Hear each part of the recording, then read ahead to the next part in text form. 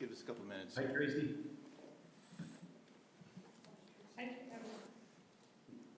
Everybody set? Mm-hmm. All right, here we go. Good evening, everyone, and welcome.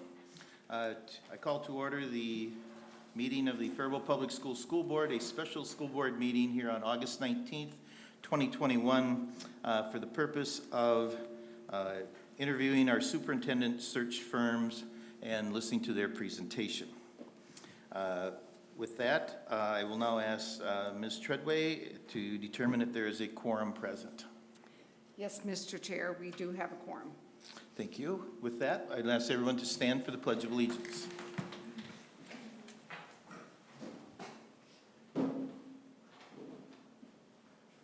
I pledge allegiance to the flag of the United States of America and to the republic for which it stands, one nation, under God, indivisible, with liberty and justice for all.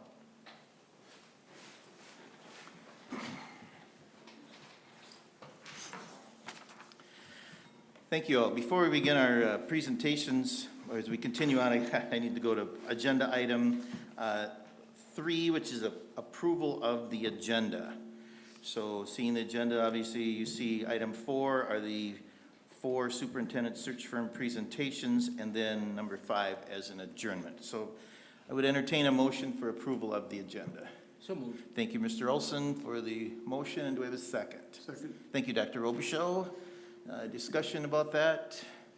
All in favor of the motion, say aye. Aye. Opposed? That motion passes. So next, before we move into our superintendent's search firm presentations, board members, I just have a few housekeeping items here as we begin. So with the presentations here, one, before we ask any questions, we'll let these firms make their presentation complete, okay, without us asking any questions in the middle of that, there. Second, at the end of their presentation, if you notice, and at your place, we have 9 questions. It was also sent out to you in the emails with all the search firm presentations here. So I think it would be best to involve all board members. I'm going to assign each board member a question. Okay, so I'm going to do that now before we begin. So with that, I will be taking number 1. Ms. Yoakum, you will be taking number 2. Ms. Cavalier, number 3. Ms. Treadway, number 4. Mr. Olson, number 5. Dr. Robichaud, number 6. Ms. Steves, number 7. Mr. Wolf, virtually, number 8. And I will take number 9 as to close. And then at the end of those questions, if you have any additional questions that you might have that have not been answered, or you seek additional information, we'll go with that. Okay? Mr. Bellingham? Mr. Wolf. Mr. Bellingham, one small request. Can I just reassign my number 8, or would you reassign my number 8 to someone else? I'm just afraid of bad connectivity or something like that. So it's easier if somebody there would read it for me, and I'll just listen in as best I can. Okay, thank you, Mr. Wolf. I will do that. And Dr. Robichaud, if you would take number 8 then as well, please.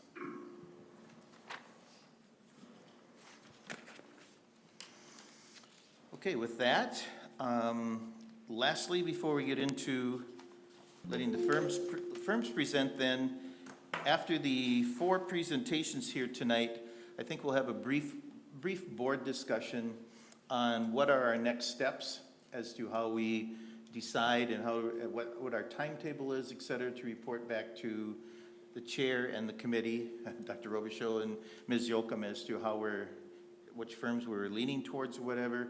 And also, if there are any, as you're deciding over the weekend or whatever, any other input, the things you wish to stress to the board, other members of the board, key items, key concepts, philosophy, et cetera, that we want to portray. So before that, does any other board member have any other input, things I'm missing or might not have touched upon?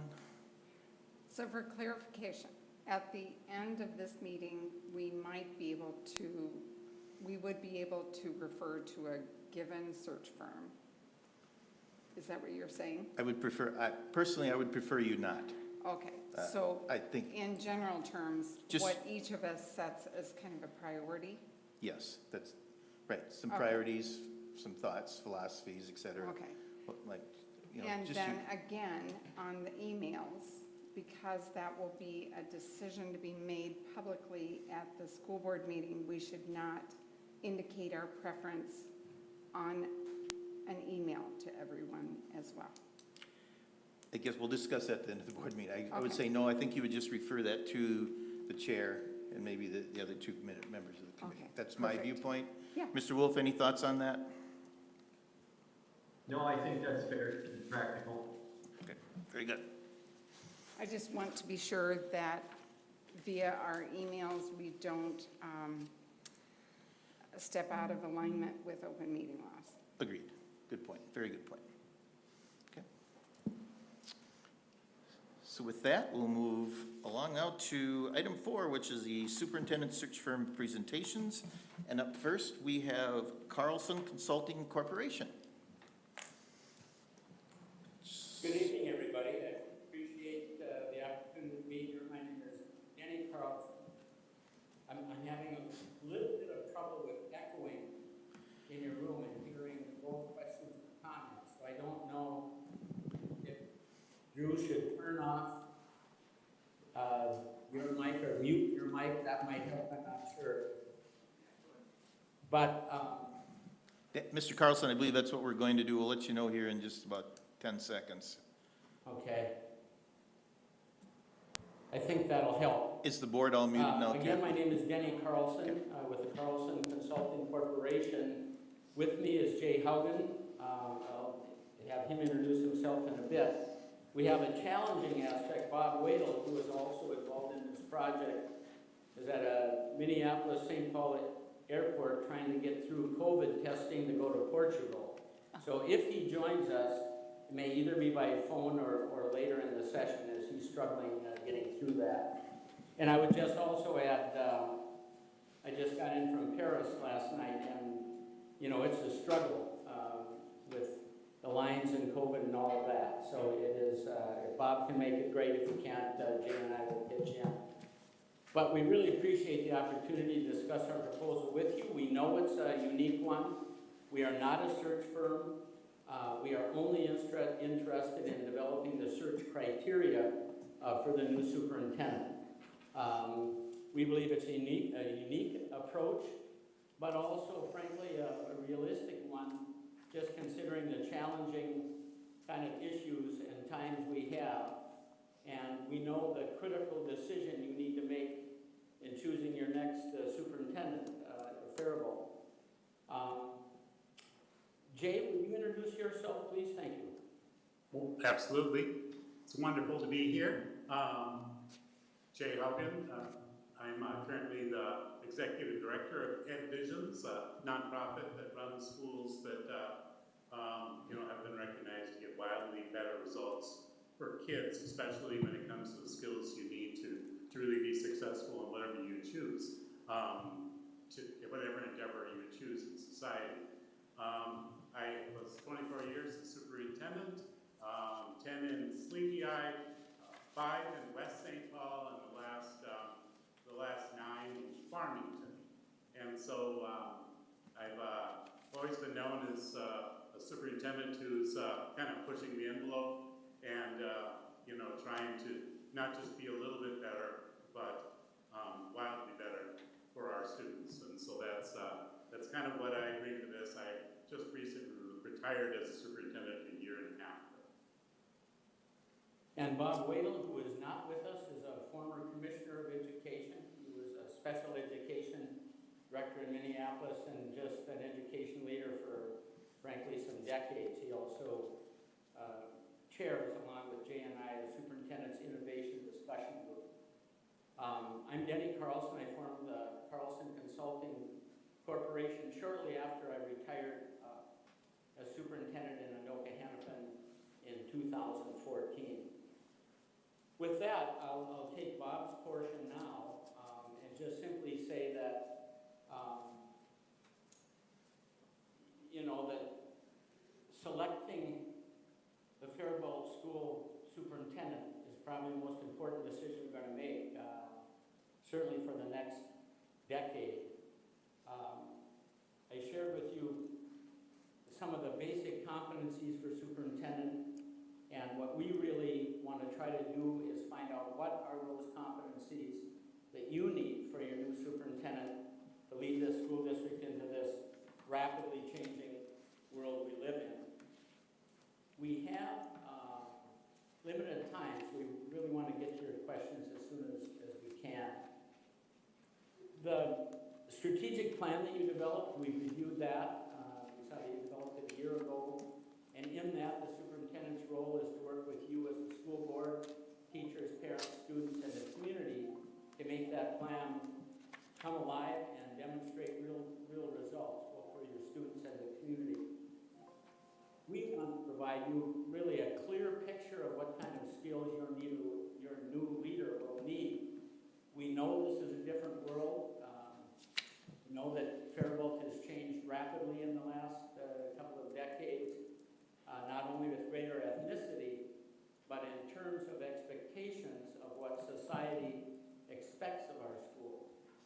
We know we must educate every learner that comes through our doors, and yet we know that, particularly in Minnesota, a real achievement gap exists and is difficult to deal with. We also know that more and more jobs do not require a 4-year college degree. So how does that change what we do at our high schools? We know that parents have more and more options. We know that in the Faribault community, they have many options where to send their students to get their schooling. And how does the school board address that issue as well? The basic steps of the project is we form a leadership team using either your chair or vice chair on the team, and also members of the district leadership team.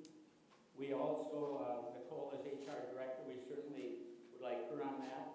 Community education director or someone else from the district leadership team.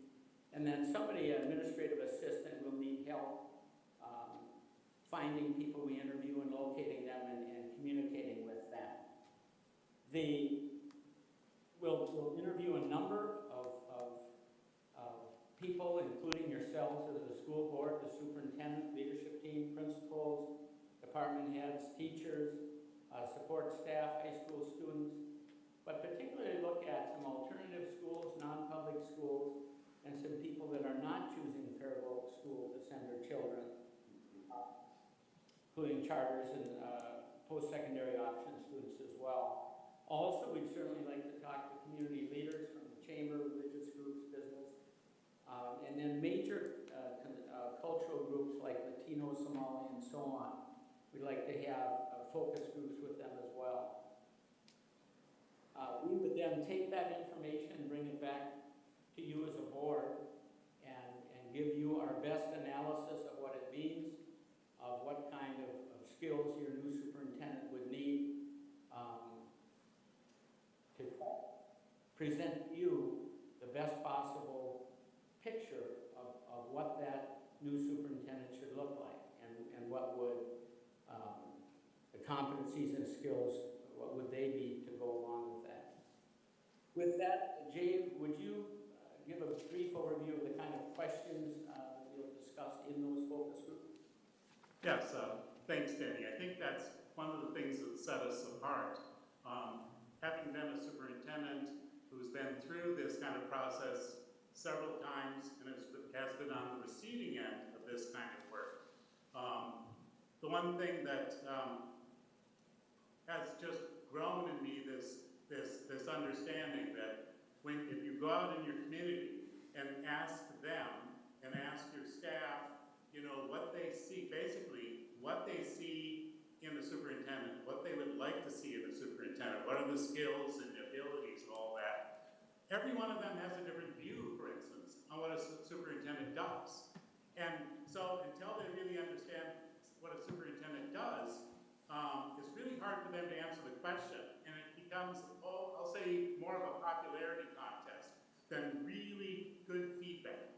And to really put a fine point on this, you have said what your plan is and what your needs are. You have a strategic plan that you spent considerable time and have adopted as a school district. You have certain needs. And so to frame the questions in terms of that, for instance, if I just start at the top of your strategies in your strategic plan, you say you want to one of your strategies is to create a student-centered learning environment for your students. Well, that means specific things. That means it's a kind of system that recognizes that one size fits all does not work, that every student is unique. Every student learns in unique ways, has unique strengths and talents, learns in unique times. So when you come to that, you understand that our system in many ways needs to fundamentally change. There needs to be a lot more flexibility. Students need to learn the skills to be able to really personalize their own learning. One teacher can't personalize for 30 students really effectively. If you're really going to go after that, you need to make some fundamental changes to your organization to achieve that. Well, one of the words you used then farther in that strategy was to innovate. That's what that means. You can't use all the same strategies and do the things you've always done. You need to develop a heart for creating a system that allows these kind of different learning environments to really grow and be nourished. Again, so every student, can be successful based on who they are and what they bring, and really what their strengths, talents, and worthy purpose is in the world. And so that's kind of what student-centered learning is. So when you ask the question in many different ways of what does your superintendent need to have, what do they need to bring, who are we looking for, once they understand where you're going as a school district, then they can answer that question. Taking that, this is student-centered learning, we want to be innovative, what are the skills and abilities, and what is the heart that you want for this superintendent? And they can answer those questions much more directly and give you direct feedback based on what you're planning to become. Another one in there, we just mentioned about demographic changes and asking a question about that. Again, it's not to just say, given our demographic changes, what do you see the skills that a superintendent needs? It's, here are the demographic changes. Your strategic plan mentions equity, and it's, a solid statement about that, and other things that contribute to that. So it's starting with the group and saying, here's what your school district is after. Here is their intent. Here are their needs. Given that, what do you see as, again, the skills and abilities and habits of a superintendent that could accomplish that? And so that's really it. You have all the questions that we kind of gave as questions, the bank that we might use, but none of them are just asked flat out. They're always, here's your school district, here's your plan, here's the needs, here's what your school board is after. Now, tell us what kind of person is most able to make that happen. And so that's something that, you really can, again, expect from us. And I know Danny mentioned that there would be kind of a district-level leadership team. We would work with that team when it comes to developing kind of those statements of what your school district is really after, along with your strategic plan and things that we hear from all of you. Thanks, Jay. In summary, I would just say that we live in a very divisive political climate, as you well know as board members, and we're debating issues like vaccinations and wearing masks and all of that, although in looking at your website, I'm impressed with what you're doing as leadership in the community. But declining enrollment and school choice, those two things are going to drive your budget and your staffing for years to come. We also know that the Faribault community continues to see rapid growth in diversity, which will drive new cultural wants and new cultural needs. And will these new diverse students and their parents choose the public schools to attend or go somewhere else? Each of us, Jay and I and Bob, really bring our own perspective and experience in this process. Together, we work very directly in our conversations, very honest, very transparent, but we speak the truth as we see it and know it. We understand clearly how school districts functions. Most of us have been in there for decades. We understand the critical role a superintendent plays, and we'd like to help you as a school board develop that profile of your next superintendent. With that, we would take any questions you have, and as I said, if Bob pops in here at some time, you'll know the COVID test at Minneapolis St. Paul Airport is doing well, because he was in a long line when we last talked to him. So we're live. Thank you, Kathy. So thank you, gentlemen, very much. So Ms. Yoakum and I reviewed the questions for the Carlson firm here, and we feel just that not all of them are appropriate, meaning that they're, just put that proposal for that part. So I think questions 1, 2, 5, and 6 we'll ask first, and if there are any other additional ones, then we can go from there. So number 1 here, are there any other Minnesota district or searches that you're involved with in developing this profile now? How many other districts are you working with something like that, gentlemen? No, we're not working with any other districts now. I did this when my first retirement, I retired twice, but my first retirement, when I was doing consulting then with a group called Blueprint Education Group, we did the superintendent search criteria for Anoka-Hennepin. We used a different search team. Anoka-Hennepin did, they used School Exec Connect at that point. So we did both the superintendent search criteria, and then as consultants, we also did an organizational needs assessment, really looking at the issues facing Anoka-Hennepin in the next decade, and trying to make sure that the new superintendent would have a real blueprint of what issues he or she were going to face, and then how would we improve the district as a whole. So we did those at that time. Thank you. Ms. Yoakum. Thank you. Who is the main contact with your firm that we will be working with if the board contracts with you? I'm sorry, I couldn't hear that. Okay, I'll try this one more time. Who is the main contact with your firm that we will be working with if the board contracts with you? I would be the main contact. Okay, thank you. Okay. I just reviewed the questions. I think, Ms. Treadway, if you would ask number 4, so that if there's a difference in. They indicated they have not worked with other districts. They have not worked with other districts. Is it correct that you have not worked with other districts previously? Or you have? The only district I worked with doing this process was Anoka-Hennepin. Okay. Prior to me becoming the superintendent, when I was working with a private consulting group. Sure, thank you. Thank you. Mr. Olson, number 5. Okay, how are you going to engage Faribault stakeholders? What are your recommendations to the board to obtain significant engagement?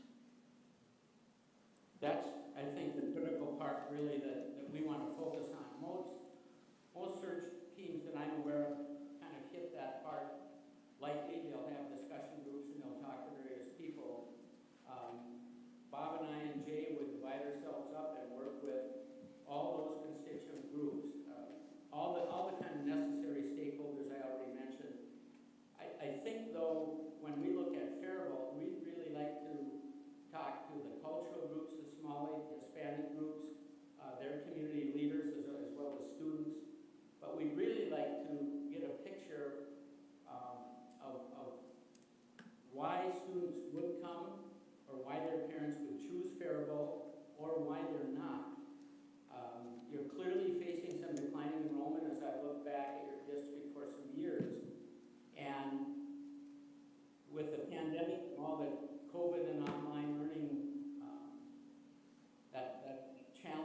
year and a half or so that we've had, people are making different choices, and I think it's an excellent time to talk to them about what is working for them and what is not working for them.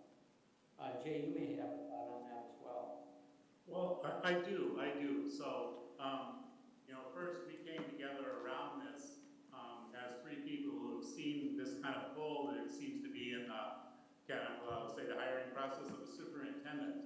In the end, still not directly connecting the hiring to really the mission of the school district and what you're after. And over again, we've been hearing that the idea of really becoming more of a school of choice, a leading school district, a school of choice, and doing it through things like student-centered learning and innovating, that takes a specific kind of talent, a specific kind of heart, if you will.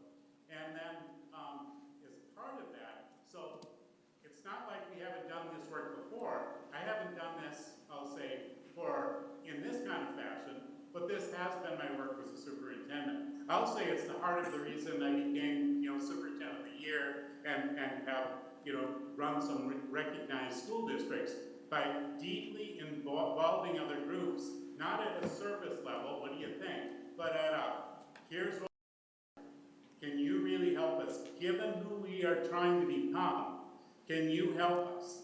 And there's no help greater than identifying those that, who you need, what you need in a new superintendent. So yeah, I think it has been all of our work.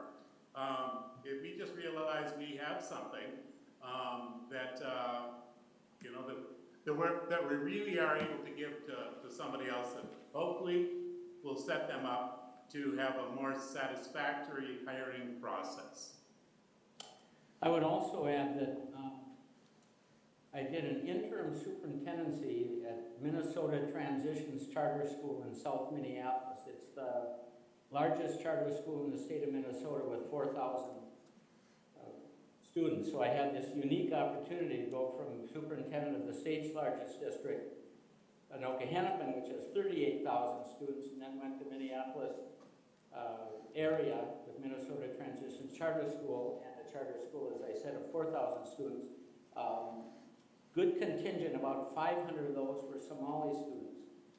But what I learned in that 2 years as an interim superintendent is why students were leaving Minneapolis in droves. And so that's all we had, with the exception of our online school, were students that were not happy with Minneapolis public schools, and that's why they came to Minnesota Transitions. Unfortunately, after the George Floyd murder, that place on 26th Avenue South and Lake Street was demolished, so they're in the process of rebuilding it right now. Thank you. Dr. Robichaud? Thank you. Mr. Carlson and Mr. Hogan, you both mentioned that Faribault is becoming very diverse and is a diverse community. Can you provide literature, surveys, communications in other languages, such as Spanish and Somali, if you are in contract with the district to develop the criteria for the next superintendent? So we're reaching out to those two contingencies as well. I would just say that we really think that that's a real need to look at in your community. I did have experience with some Native American students at Minnesota Transitions, a fair number of Hispanic students, and a lot of Somali students, and a fair number of Somali parents that I was able to meet and talk to.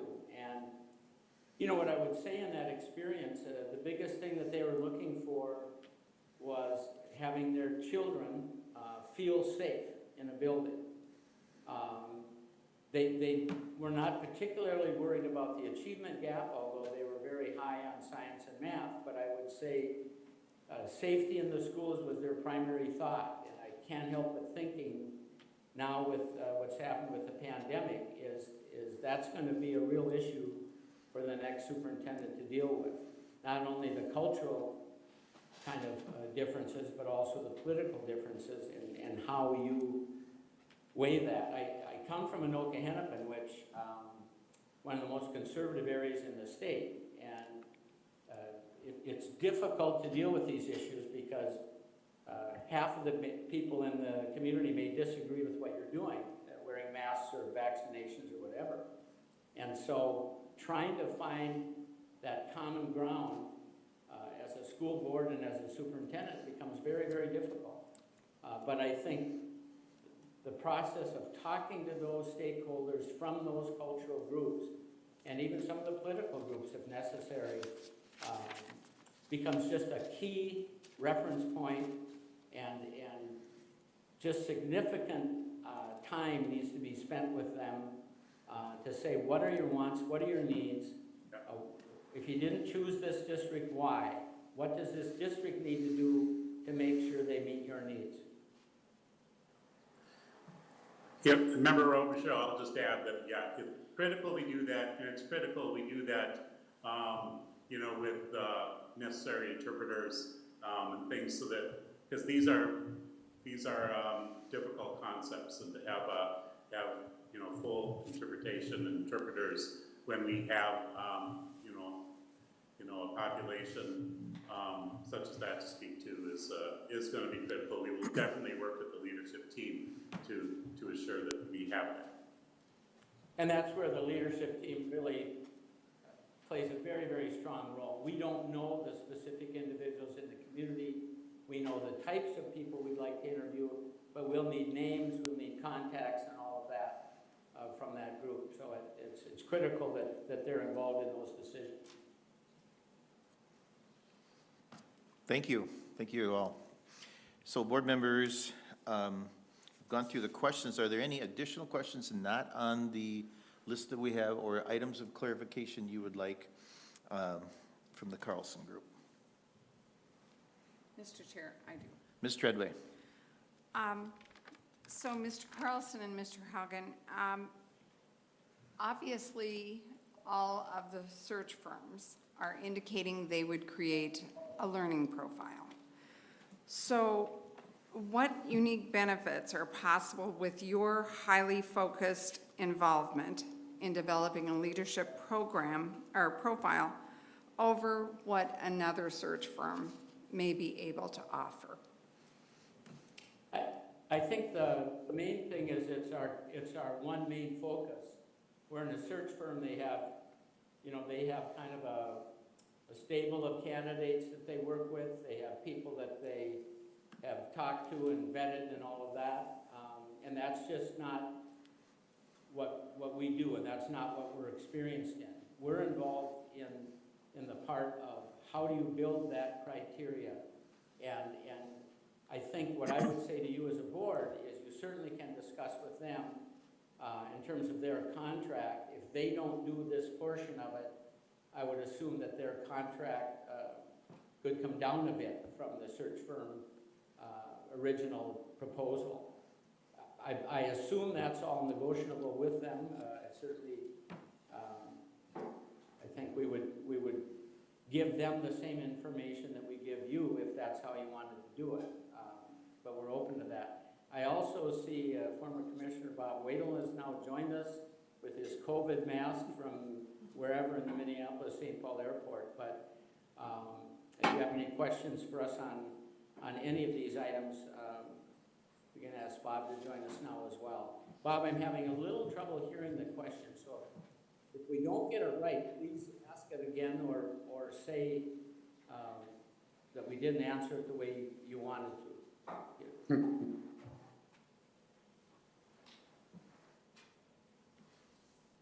Dr. Robichaud. Mr. Chair, I do have a follow-up question, if I may. Mr. Carlson, you indicated that when you did a similar task in Anoka Hennepin, that the district had hired a search firm in addition to that, and that you made that transition. What were some of the hurdles that you faced in that going from a search firm not doing the profile to gathering the information that you had done in your profile development? Yeah, Mr. Robichaud, I don't think we had much of a problem with that. again, I was not working in the district at that time. I was working as a consultant. So I didn't negotiate, for example, with the search team. Again, it was Ken Dragseth and Tony Jones with School Exec Connect. And they did an excellent job with finding people and getting them vetted, doing all that, and coaching those candidates. But the criteria in those discussions were just very open to the public, very valuable, very transparent. People could attend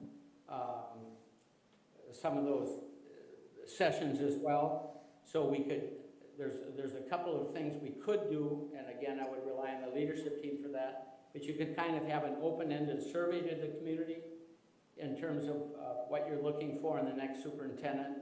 You can do some question and answers to group like Rotary clubs, JCs or whatever. There's a number of things you can do to try to get as many stakeholder opinions as you can.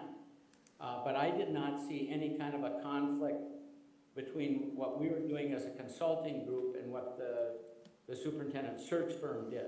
I don't recall any problems with that at all. Thank you. Mr. Wolf, do you have anything, questions that pop up? Yeah, thank you. Can you hear me okay? Yes.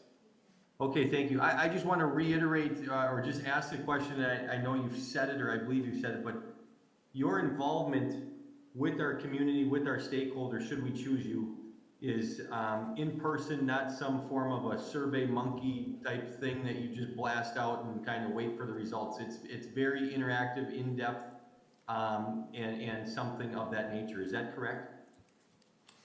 Yes, I mean, you can survey the community, but that becomes just kind of a local backdrop to whatever else you're doing. There's sometimes an advantage of just letting people speak that just may want to speak. You probably know as a school board, you generally hear from those people anyway, because they're either really positive or really negative, so you get that. What we really do in the expertise of Jay and Bob in particular, it's what to do with the questioning. How do you question different focus groups? How do you question different stakeholders, particularly from different cultures? And that becomes a critical part of it. And that's our expertise, where I would just suggest that most search firms most search teams don't get into that kind of specificity when you look at talking with people. They just don't. As Jay said, most of us have been involved with them at various times over the years, and we've not seen this depth that we're offering to you that you get from other search teams. Thank you, Danny. Mr. Riedel, I'm wondering if you could possibly mute. I know it's, I'm getting a whole lot of crosstalk, if you will. Thank you. Thank you, Mr. Bellingham. You're welcome. Anything else, board members?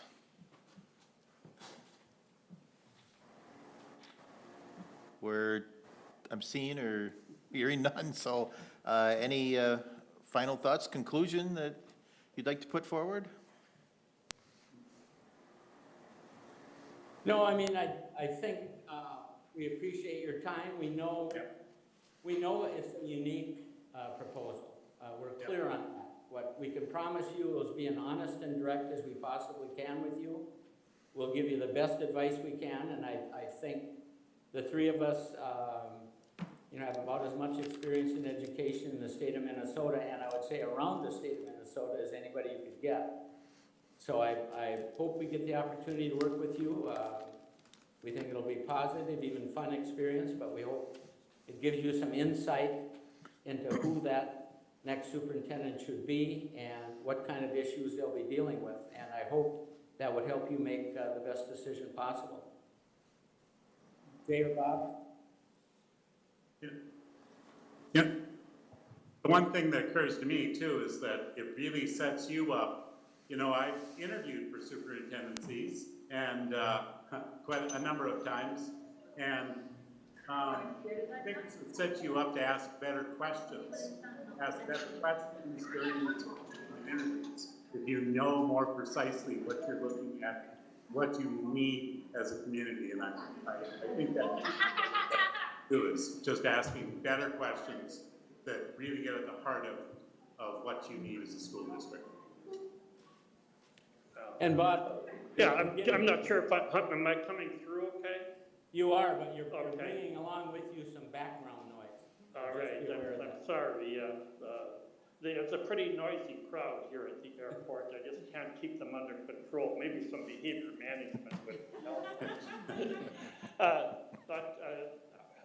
apologize for missing the first part. There's a lot going on here at the airport. But I'm sure that Jay and Denny really emphasize it. As you know, the next superintendent is really going to be leading you into the future. And we have a real great relationship with the three of us, and that we can really go into the community, and not just the community, but I mean the teachers, students. What are students saying about their school? Sometimes we just think they're a bunch of kids. Well, they're really pretty savvy. So all of that input, I think, has a real implications for what kind of leader you want. I was just today talking with the superintendent, and in a much smaller community than yours.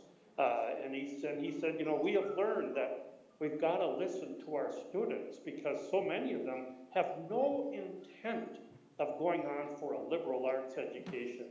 They want to walk out of high school and into a job as a welder or whatever and make $40,000 a year. And that's what lots of kids want. Well, then how are you going to redesign your high school to do that? What kind of a leader do you need to redesign your high school to really do those kind of things? So those are the things that will really be pressing the people that we interview to get their kind of thinking on the future to lead Faribault really into a dynamite school district for the 21st century.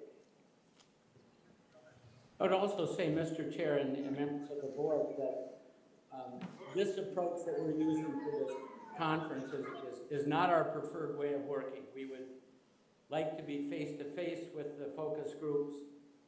Obviously, social distancing and masks are all appropriate, but this is not a preferred way of doing business when you have these kind of stakeholder meetings. You want to look them in the eye and you want to talk to them about their child's safety and their child's hopes and dreams, and hopefully we can do that.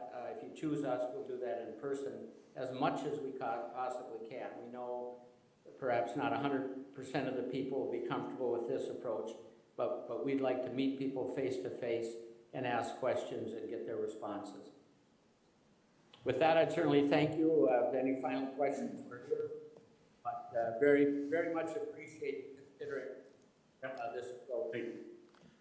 Thank you. Thank you. Yep, thank you so much. We know these are very historic and unique times, and the board is very flexible and understands this. So thank you for your presentation. Appreciate it. Thank you very much. Thank you. Thank you. Board members, we'll now move on to our 6:15, the School Exec Connect. And just as a piece of information, after this presentation, we will take a 5 to 7 minute break here like that. So Can we have more sheets?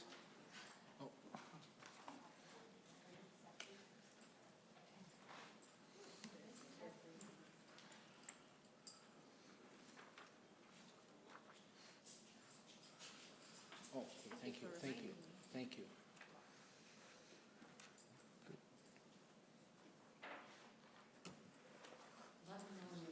what's your will?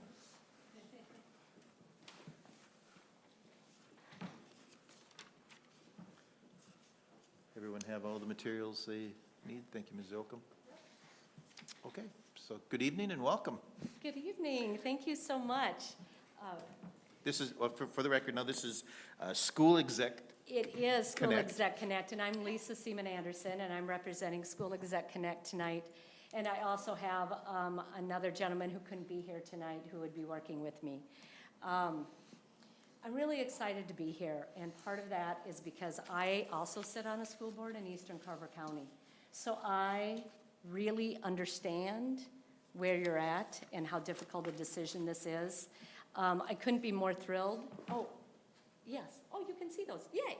I couldn't be more thrilled to represent School Exec Connect because I hired them 3 times as a school board member and worked with them closely. And I have 30 years' experience as a leadership development consultant. So I identify and develop leaders in my past life. So when they asked me to come on board and help with their search, I jumped at it. I'm very passionate about developing the next level of leaders, public school leaders.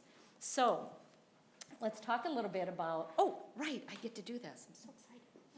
So School Exec Connect has really a proven level of excellence. Richard, can you see that? Or, I mean, Chad, can you see these slides? We can see it. No, we cannot see anything. And can I just ask you to maybe move the mic closer, if you would, please? Absolutely. Is that better? Thank you. Okay, I'm good. You know, when you're in school board meetings, you never want the mic as close to you as possible, just in case. So, but I'll do it for you. All right, so on the slides, I just really wanted to share a little bit about School Exec Connect's proven excellence. So they were established in 2004. We've done over 400 successful searches. There's 60 high-quality consultants across the country, although we do spend most of our time here in Minnesota and Illinois. We have hundreds of professional associates. Every search has been completed on time and within budget. 96% rate of success rate as defined by remaining in good standing with the board after the first contract, for the first full contract. Mr. Bellingham, sorry, I references. apologize for interrupting. Is there any way that we can get what you're showing on the screen in there up on our screen, or Drew, can we not do that? Drew is working on it as we speak. He's nodding. So, He's yes. proficiently nodding. And we can Thank send you. those to you, right? I sent them in advance, so you can send them as well? Yeah, we're gonna have them go on our website. Okay, great. So, Do you let me want, know if you want me to pause, and I can pause if you like, or I can keep going, it's up to you. Mr. Wolf, do you want us to pause till these come up quickly here? No, you're fine. I don't want to interrupt because we're on a time schedule, so thank Yep. you. Okay, whatever works for you. So with School Exec Connect, there is a process, and that's one thing that I learned as a board member going through this 3 times as a board member, but I really learned this as I became a consultant, how important that process is. So there's really 4 phases of this process. First, we open the search, and then we go in and create that new superintendent profile, which you heard a little bit more about. Then we develop that candidate pool, and then, of course, select a slate of candidates, and which leads to your new leader. So let's talk a little bit about opening the search. Really, this is just once you identify who you want this to be, if you choose School Exec Connect, we signed the letter of agreement, but right away, right after that, similar to other firms, we would ask that no more than 3 board members, we work with no more than 3 board members and really establish this timeline in this process. So we would sit down and work closely with you to establish our process and set those dates, set the dates on when we want to come here for interviews, set dates on when we actually want to do the first round of interviews, the second round of interviews. Everything will be laid out almost immediately upon signing us. So that's the first part. Then that leads to creating that superintendent profile. And that is really important. So we gather information in 3 ways: through interviews, through focus groups, and through surveys, and through an online survey. So we would come down and spend approximately 2 days. We'd interview every school board member. And then we would establish some focus groups, and that would be groups that, again, that group of 3 would tell us which groups that we want to talk to. We definitely want to talk to parents, community members, teachers, maybe paraprofessionals, the cabinet, community members. I think what we've done is also kind of really single out some of, I know that Faribault is a majority minority district, so we would really want to spend some time in some of those, with some of those parents of color as well. And really better understand what's happening in Faribault. You already have a strategic plan. You've done a lot of work on what you want in that strategic plan and that blueprint. What this profile really is what you expect of your superintendent. What are the characteristics? What are the things that they really need to focus on? And if we do our job right, and we have that profile list, you automatically have your evaluation for year one. And you can use that kind of going in and setting those goals for year one. So that's really what you get out of that superintendent profile. And I talked to Nicole a little bit about, do we want to split up the profile from the next phase, which is really development, the candidate pool. When we come into a community and get to know your teachers, your board, you as a board, we get to know those community members, it gives us so much better insight as we develop that candidate pool. So we can go out and identify people and say, we think that you would be a good fit to come to Faribault. You have these characteristics. And one thing that I'm really focused on in coming into School Exec Connect is really deepening that candidate pool. The first time I had the opportunity to hire a superintendent, we had a much bigger candidate pool than we did a year ago when we hired a superintendent. And so that shrinking pool is something that concerns me and something that I'm working with MASA and other organizations to really develop and try and identify people in advance to kind of grow that next level public school leader. So what we do is, obviously, we advertise. We advertise on your site. We advertise the vacancies statewide and on the School Exec Connect site. Then we screen all applicants. Some come in through the website and other places, and some we go out and recruit. But we screen all applicants and identify which ones would work, would be a fit for Faribault, and which ones don't.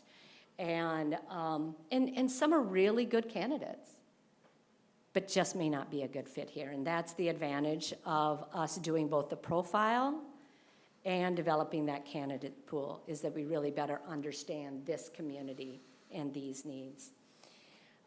So once we as a search firm, then we identify and select a slate of 5 to 7 candidates that then we would present to the board. And we identify those candidates. We conduct the reference checks before we present it to the board. We want to make sure that they check out. We talk to people who've worked with them. We talk to people they've reported to and people who've worked with them, and really kind of understand, are they saying what they say that they're saying, and do those things match? So we bring that to you, and then you hopefully accept that slate. Then this is where the real work begins, right? So we have, what I like to do is really have that interview workshop up in advance. Selecting a superintendent is very nerve-wracking, even when you've done it. I've done it a lot. Even when you've done it a lot, it's nerve-wracking. So you want to spend some time understanding what the process is, clarifying what questions you're going to ask. You've already done a really nice job of that, by the way, so you've got that down. But what I like to do is I like to develop questions based upon that superintendent profile and make sure that the questions are well-rounded and ask those. We also don't want to have so many questions that the candidates have to speak really, really fast in order to get through it. You want to have kind of that good balance, and we really think 13 to 14 is about the right piece of that. So we really want to kind of go through that process. Then we'll go into the first round interviews. the first round interviews, you want to have all the same questions and everybody ask the same questions. And then we narrow it down to 2 or 3 candidates. And then we move into that full day interview process, the second end. And what we recommend is that each candidate comes back for an entire day. Again, meets with stakeholders, meets with the cabinet, meets with teachers, meets with community members, meets with students. Every single time I've done a search, the students have called it, every time. It's amazing. They really have a lot of insight into this. But it's always been their choice, it's always been the choice the board takes. So anyway, shouldn't have shared that with you. But those are really, and they're sharp. So we really have that conversation, and then we ask for feedback on that. What do you like about this candidate? What don't you like about this candidate? We gather that as they go. And then back in the day when I first started doing this, we got just a stack of papers. But now we're doing a Google Doc, so it makes it a little bit easier. You can go through and review that a little bit quicker. But you have that in to go into for that final interview. And in that interview, then you can ask the questions that you want. And at the end of that, then we recommend that you convene as a board and identify who you want to enter into contract negotiations with. So that's very high level the process, but I really wanted to outline what the process is. And I just wanted to share, again, some of the benefits of School Exec Connect is they've done this a really long time, and the network of people that they know is quite expansive. Really not just superintendents that here, but also who are the rising assistant superintendents, what superintendents have maybe left the great state of Minnesota and want to come back, because everyone wants to come back to Minnesota, right? So really kind of looking at that piece. And we really pride ourselves in engaging in your community and really understanding your community and its needs so that we can do that match. We also provide some guarantees. So, I don't know why, anyway, here's your team. So I would be your primary contact person, and again, Bob is a former superintendent in Wayzata. He's done, 40 searches or so. Every member of School Exec Connect has done, they probably do anywhere between 6 and 12 a year. So this is, we have a lot of experience in this, and almost every scenario they've seen. And then your search costs, so we need to be transparent, because that's what being on a school board is all about. Consulting fee is $14,500. That includes everything that we just talked about. Regular expenses would not exceed $2,900. Advertising is TBD, so there's some advertising costs, depending upon whether you want to do a national search, how long you want that out there. That usually ranges between $5,000 and $2,000. And then we always recommend a background check for that final candidate. It's $750, so sometimes we just do it for the final candidate once you select someone. And again, a guarantee. If our definition of a successful search is someone who has gotten the job and stayed throughout the first contract, so for those 3 years. So if for whatever reason a candidate, whoever you choose, leaves within the first 2 years, we will come back and do the search for expenses only. If we present a slate of candidates that does not garner a candidate, we'll continue to bring candidates to you for for expenses only. And because we're a search firm and we're always looking for good people, we also promise to not poach your candidate. Not poach your superintendent if they've been placed here. So those are our guarantees. Questions? Well, thank you, Ms. Anderson. So I think now we'll go through our 9 prepared I love that. You already know how to do that. It's great. questions, and then see if we have any further follow-up. So I'll start here. And I think most of these questions are answered in presentations and in the material you provided us, but these are Okay. highlighted by our committees so that we feel these are important, so. Absolutely. How many other Minnesota districts are you currently involved with right now for superintendent searches? Well, the good news is you have got out in front of it. So at this very moment in time, usually searches don't kind of start until the fall. I think there was more searches than we thought we would have last year. So I think that there were 7 or 8 that were done last year. But at this moment in time, this is the only search that I'll be involved in, Bob and I will be involved in. We also did a search in Eastern Carver County and did it in this time frame, and it's smart. Okay, thank you. Ms. Yocum? Thank you, Lisa. Who is the main contact with your firm that will be working with? Bob and I work together, but I'll be the main contact. Ms. Cavalier? We saw your 96% success rate and that the company has done over 400 successful searches. Can you tell us a little bit about a failed search that has been in your experience or in your company's experience and what the causes of failed searches tend to be and how they are resolved? To be honest with you, I have not been involved in a failed searches. They do not happen very often. I will tell you, you know, the rumor mill. Every now and then, there's a disconnect. Either the superintendent changes, either the candidate changes his mind, his or her mind, the board changes their direction, that kind of going into it, one party or another, there was, going into contract negotiations, there was something changed. Thank you. Ms. Treadway?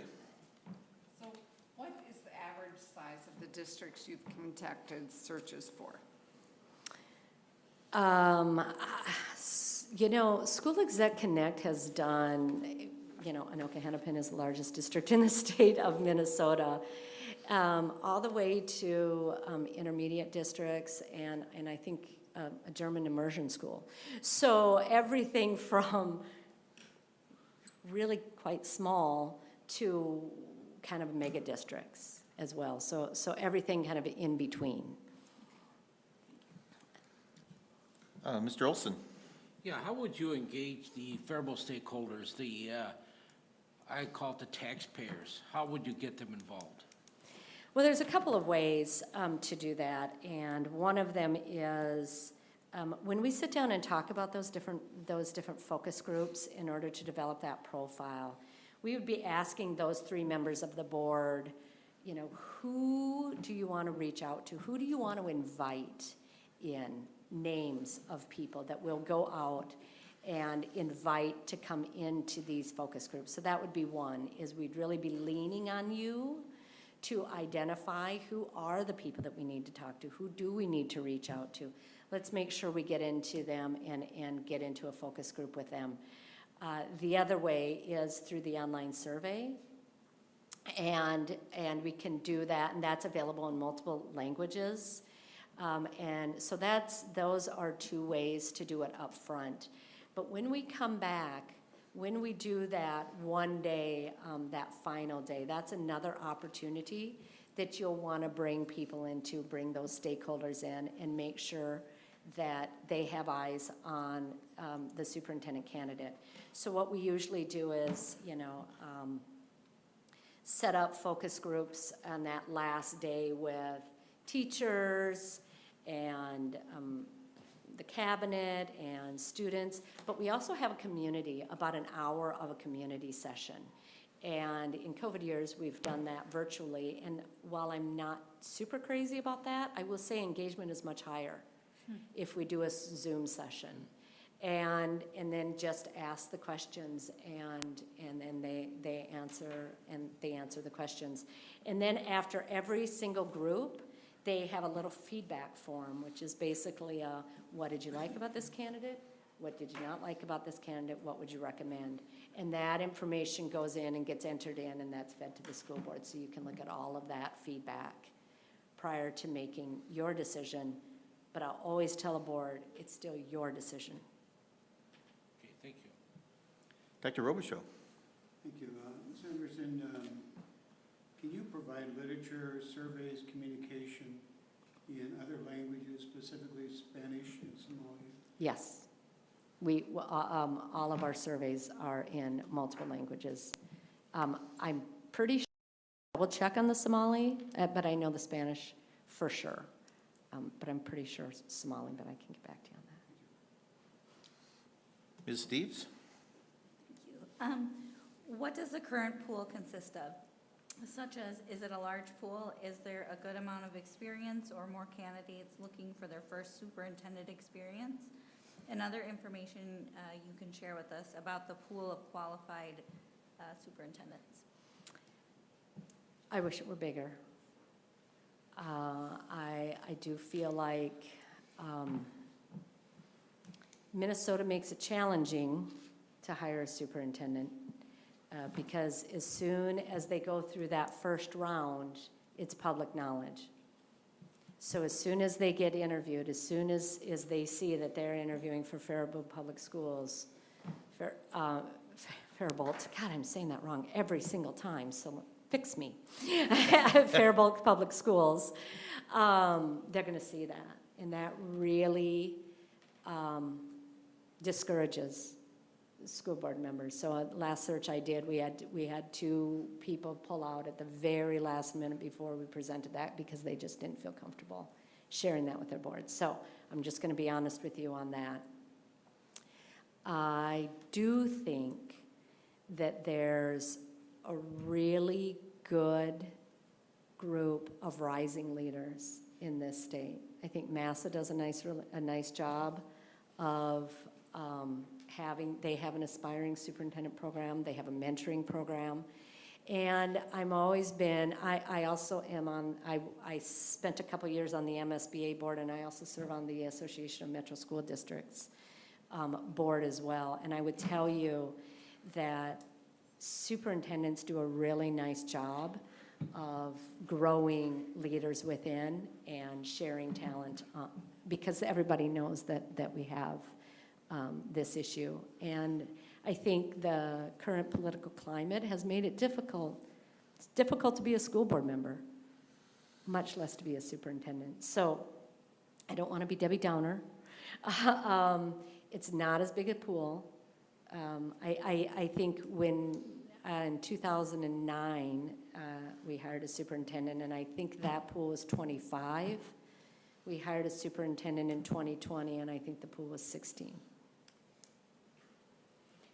So that's part of the reason why it's to hire a search firm is because in my experience, and this is the reason why I wanted to join School Exec Connect, is it's the candidates that they recruited that would not have applied for the job if someone hadn't reached out to them and said there's this really great opportunity in Faribault.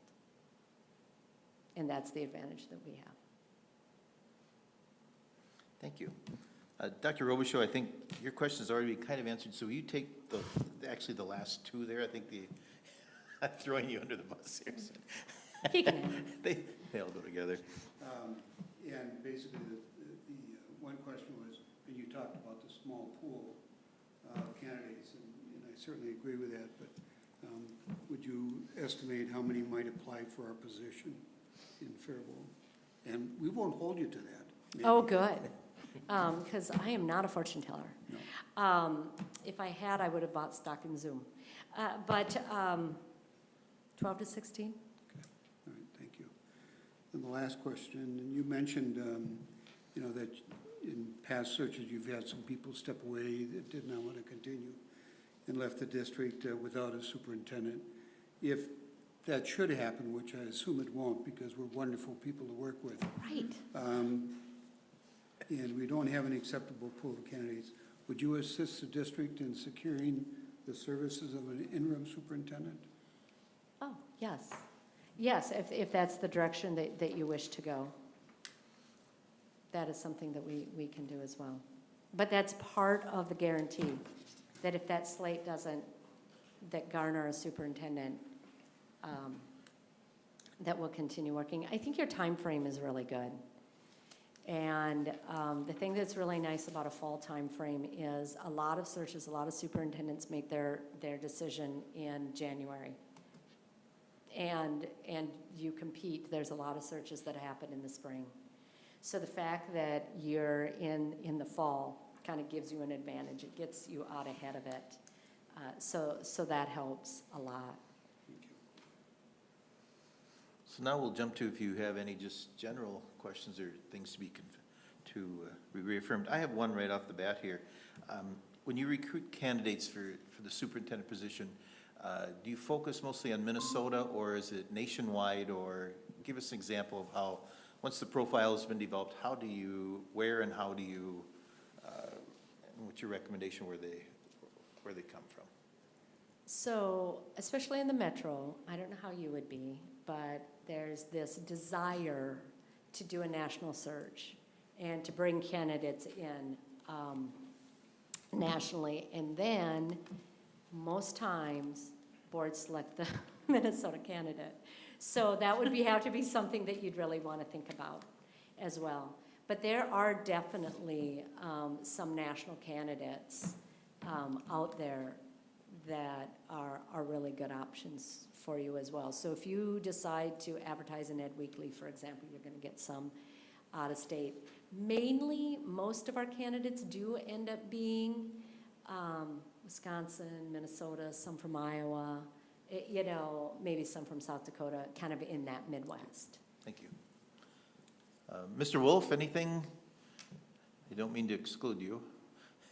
Yeah, no, thank you, I appreciate it. Can you hear me okay? Yes. Okay, thank you. Just a follow-up question regarding the profile development. Yes. Would you create focus groups of staff members and community members for the profile development, or is that just more of the vetting of the candidates? Oh, it's both. So I'm sorry to make that clear. So we come in and spend a couple days here in order to create that profile development. And then we often see those same people when we come in and do the final round interviews. So we get to know a lot of people, which is kind of exciting for an extrovert like me. Thank you for that. Ms. Treadway. Well, I was interested in your reference districts. And I am quite concerned about the small pool of candidates. So for instance, Faribault is in an advantageous location, fairly close to the cities, and yet we are not in the metro. Right. So for instance, I see from your list Zumbrota is a smaller district, but somewhat in the same proximity to the cities. Sartell is farther away, Ricori is farther away.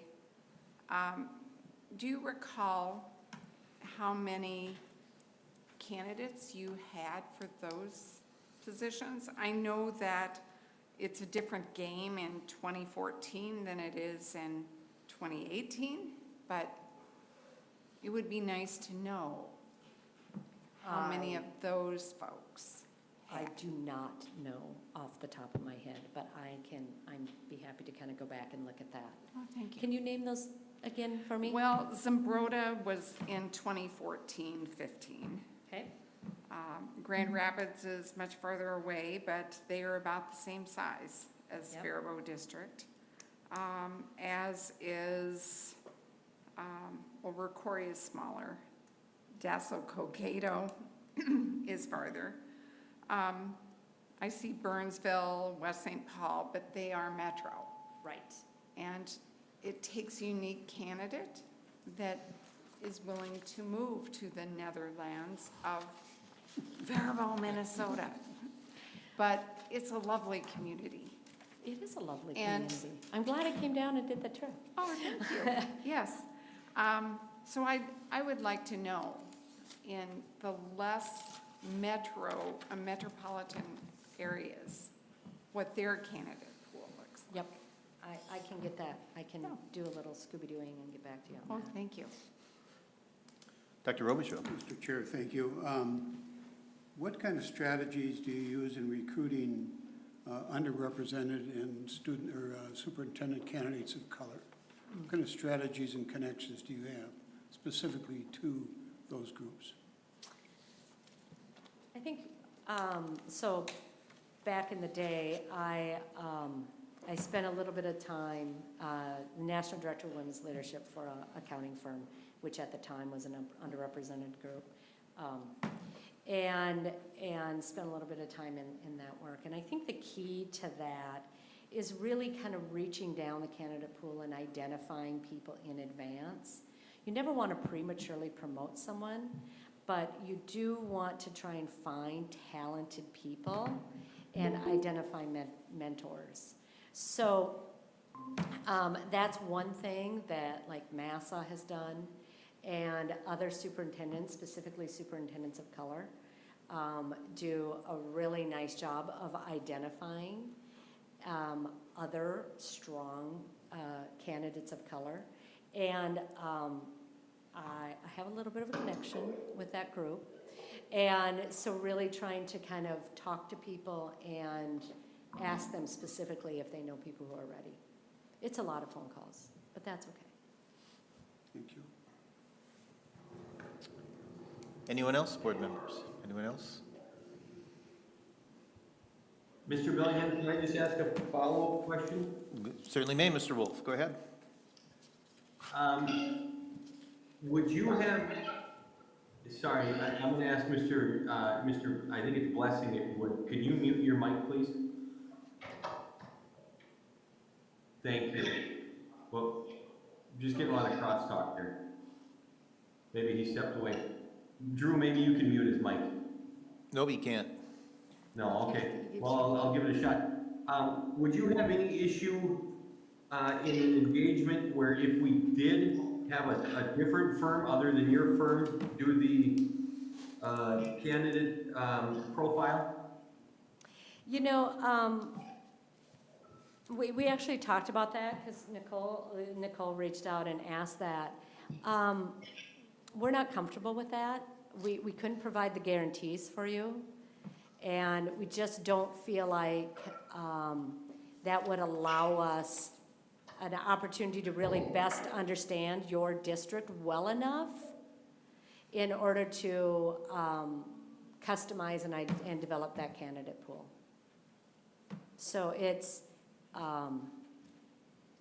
we just don't feel like the integrity of we feel like the integrity of the process would be hindered. And we want to make sure that we get you the best leader for this school district, and we feel comfortable doing that in the process that our tried and true process, which is to do both.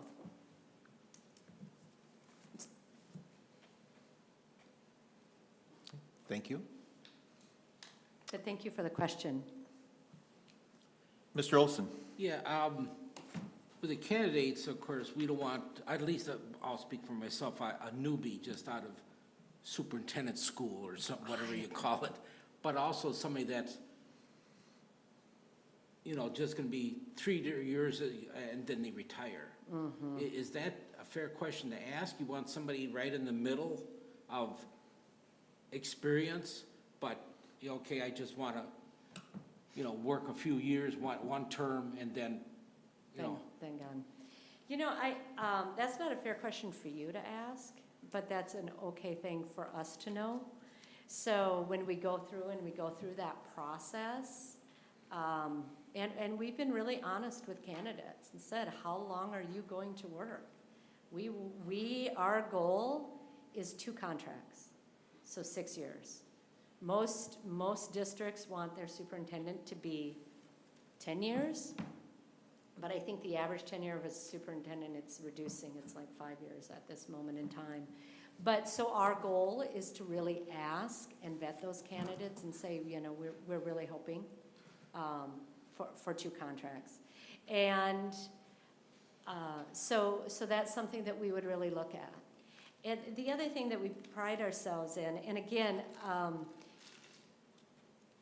going from being a client to being you and being on the other side, I was amazed at how hard how hard it is, but how much work was put into it.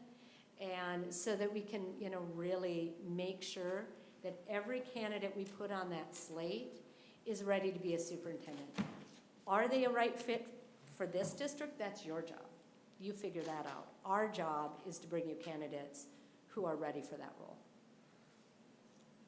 Thank you. Or Dr. have Robichaud. been in that role. Mr. Chair, thank you. One more question, kind of goes back to the underrepresented individuals.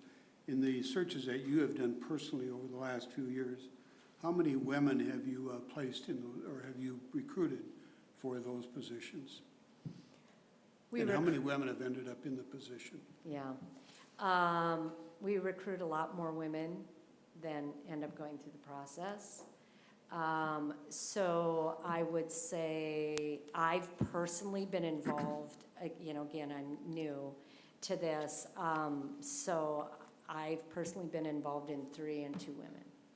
I'm sorry, 3? 3 and 2 of women. Okay. Have been placed in the Yes. position? Okay, thank you. Any, And I can get you a reference from one of them.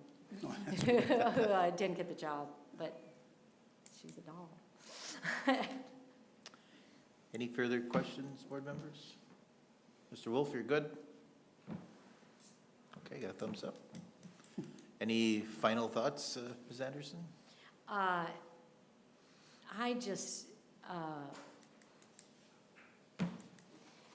just would really enjoy working with you. And again, it's not just me. So remember, working with School Exec Connect, they have a lot more experience on this side, so don't be worried about that. I haven't done this as much. I've been in your shoes more than I've been on this side, but I feel really good that we have a really good team that really knows this work and that would be involved right beside you. But school board member to school board member, I know what this is like for you, and it would just be a real honor to help you select your next leader. Excellent. Thank you for your time. Appreciate it. Thank you. Board members, we'll now, before we have the next presentation from Hazard Young Atia Associates, we will take a break, and so we will begin right at 7 o'clock with that. So Kathy or Drew, if you would just mic all the board mics, and we'll be back. I'll be ready to call this back in at 7 p.m.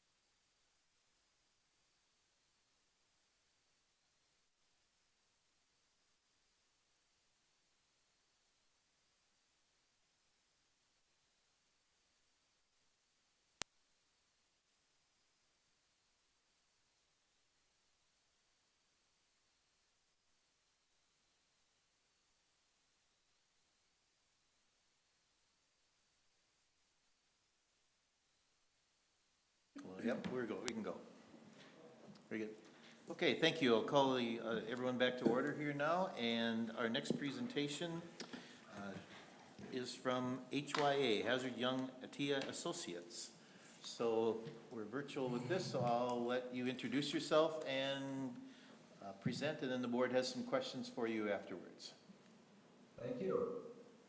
Well, first of all, I'm Ted Blazing, and along with my colleague John Purdue, you also see on the screen. Hello, everyone. Welcome. Glad to be with you this evening. Thank you so much for accommodating us and having us attend virtually. I'm speaking to you from northern Minnesota right now, and you have Todd here as well. And John, I'm sure it's much cooler there in the Chicago area, right? Right. It's a cool 85 plus degrees here. Extremely humid. So I'm glad to be with you tonight. We sent you earlier our proposal. And then I also sent electronically a modified proposal because you have discussed the possibility of having an outside other firm develop the leadership profile report. So we'll talk about both of those options as we move along here. We prepared a PowerPoint presentation for you, and now you're going to test our technological skills, and we'll see if we can get this up and running here. And we'll kind of use that to outline our comments for you here this evening. Okay, is that up on the screen, everyone there? Yes, it does. All I can say is if you're not speaking, would you mute so we don't get that background? Okay. Can I just ask Mr. Bellingham, is Kathy still in there? Is there any way that I can get it on my screen as well? Or gentlemen, is there any way to just do a screen share or present? No. They're both shaking their heads no. Okay. Okay. John, do you have yours up? Yes. Can you share it to the screen? I don't see it. Okay.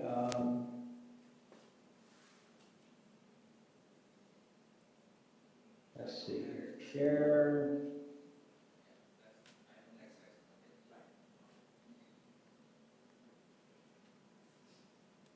How's that?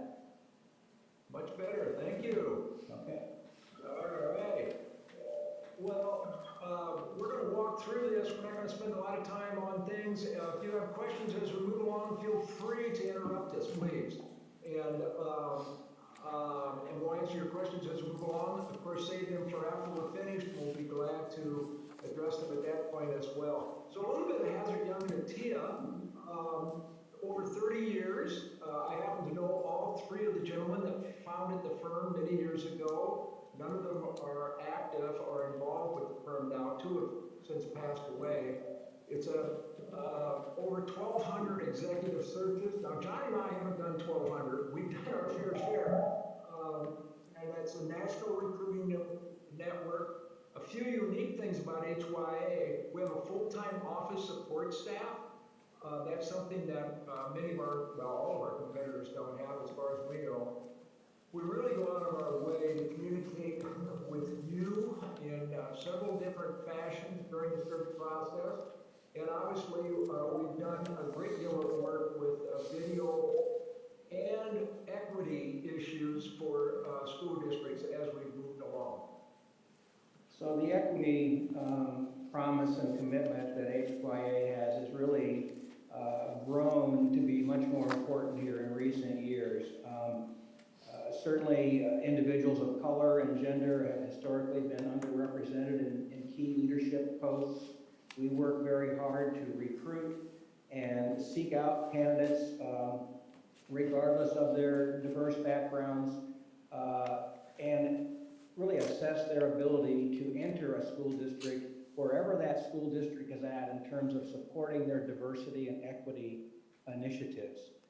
NABC is the National Alliance of Black School Educators, as well as ALICE, the Association of Latino Administration Superintendents. We have, HYA has representatives and associates on both of those boards. Righto. Well, we should probably tell you a little bit about ourselves. I'm Ted Blazing. I spent 16 years as superintendent of schools in White Bear Lake, Minnesota. supposedly retired a few years ago, though my wife, who's sitting outside here, would tell you I've done a masterful job of flunking retirement, and that I've been very busy with studies for school districts, as well as superintendent, key central office administrator searches, a few principal searches as well. Between the two of us, we've done, I know we have lost track, but well over 40 searches for school districts ranging in the size from 1,200, and then I led a search for the Duval County Public Schools, that's Jacksonville, Florida, 2.5 years ago now, and they have 130,000 students. So obviously, it's a little tough to throw something at us that we haven't seen or done before. My wife and I are both from Southeast Iowa. We have 3 daughters. 2 of them still live in the Twin Cities area, and we love Minnesota. And I'm looking out a window right now at Leech Lake, and it's very hazy, and it was very warm out on the water today. So that's a little bit about myself. John? Thanks, Ted. I always enjoy working with Ted. We have a great relationship and work together quite well. I finished a 45-year career in education, a good 30-plus year career in the Iowa Quad Cities in Bettendorf, Iowa, longtime high school teacher and coach. Became into there as superintendent in Bettendorf, and came into the Chicago suburbs after 34 years there, and decided I would work 11 more years. So I was the superintendent in District 89 in Glen Ellen, and really enjoyed my experience there. I've been retired now going into my 6th year, so not all that long ago when I was in the field working, but I've been doing quite a few searches, several with Ted and others, as well as some strategic planning work. So again, it's always a pleasure to work with Ted, and we have a lot of fun together, and really we think we provide superior service to school districts. I'll share a real quick story, and we're not going to go on with this story because we could speak all night about this, but John and I knew each other. We were both working in the Quad Cities area of Iowa, Illinois. I was in Davenport as associate superintendent. John was next door in Bettendorf, and then later we moved on in our careers, and we kind of lost track of each other. As you know, I was in Minnesota, John was there in Bettendorf, and then later off in the Chicagoland area, and we were both chosen to participate in the Fulbright first superintendent seminar in Germany. So 12 of us from across the country spent 2 weeks traveling around together, and John and I have a lot of experiences, a lot of laughs that we still go back about that adventure. Yeah, it was very educational for a bunch of folks that thought we knew everything about education, let's put it that way. So here's just a few of our successful searches. I just finished up a search in Ankeny, Iowa. Ankeny's suburban Des Moines, a fast-growing school district. And I've also done 2, I put these on the screen because I think it speaks volumes when you're invited back to do a second and a third search for a community. In Davenport, I did 2. Actually, I did 3. I did 2 superintendent searches and then a search for an HR director for them. John and I both were in the Orange School District. That's Pepper Pike, Ohio, Cleveland, Ohio, a small district, one of the smallest districts I think we've ever done. But the expectations in that district were unbelievably high. John, why don't you speak to Maplewood? The last one I just finished here this past spring was in Maplewood, Richmond Heights, which is a small suburb south of St. Louis. Superior little school district, K-12, of about 1,700 kids. And what really, I was so impressed with this school district, wonderful people to work with, but what they've been doing with equity and the initiatives there that we're working on in equity were just outstanding. And they were fortunate to select a really high caliber female African-American to lead them going forward. Right. I should add, Ankeny selected an African-American male as their next superintendent. And in Duval County, I talked about Jacksonville. That was the politics of a large urban district in Florida are overwhelming right from the governor's office on down. I've done 3 searches, and John assisted with the 1 for the Sioux Falls school districts, 2 for superintendents, and 1 for a community college president in Sioux Falls. And then John and I have worked on a number of others, Heartland AEA, which is a large area education agency in the Des Moines area. So that's a little bit about our successful search backgrounds. Let's talk about really what we would do for you and how we would work the search. And you'll see this, if you have the narratives in front of you, it really begins on page 4 of the narrative. It's laid out in 4 distinct phases. So we're going to kind of take a quick view and go through each of those phases for you, beginning with the engage phase. This is kind of where the 2 different proposals that you received work their way in. What you see on green here really is what your other firm that you mentioned to us might be doing. So one of the first things we'll do is to develop a search plan and have a planning meeting with you. It's usually about a 60 to 90-minute meeting where we go through a number of different things, from including the timeline to how many candidates you'd like to have slated to present to you. Do you require residency in the district? What's the compensation package look like? All of those particulars that we work through. We'll send you, we would send you in advance a very detailed agenda for that meeting, so you have a chance to think about those issues before we sit down together with you. But as John said, we'll lay out in detail every step of the search process, and we'll carve it into granite so that we can meet that timeline to have a successful search. The online survey we talked about, you can look at it within our materials. It's a professionally developed online survey. You would receive a mountain of data about your school district if you were to choose to do that. Now, if we do the full search, in other words, if we were to do the profile development, then John and I would conduct up to 10 individual interviews with individuals that you would choose, obviously the 7 of you.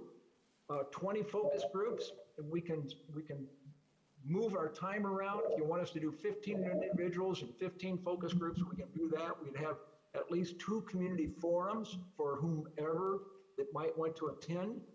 They could come to those community forums. And then once we receive all that input, albeit from the online survey, from our individual interviews, we pull all that together and present it to you in a leadership profile, capstoned with the desired characteristics. What are the key attributes that others and you said were important for the next superintendent of schools? So that's a little bit about the engage phase. The recruitment phase, I have to admit, I've been doing searches now for, well, golly, almost 20 years. A lot of boards want to jump to this phase right away.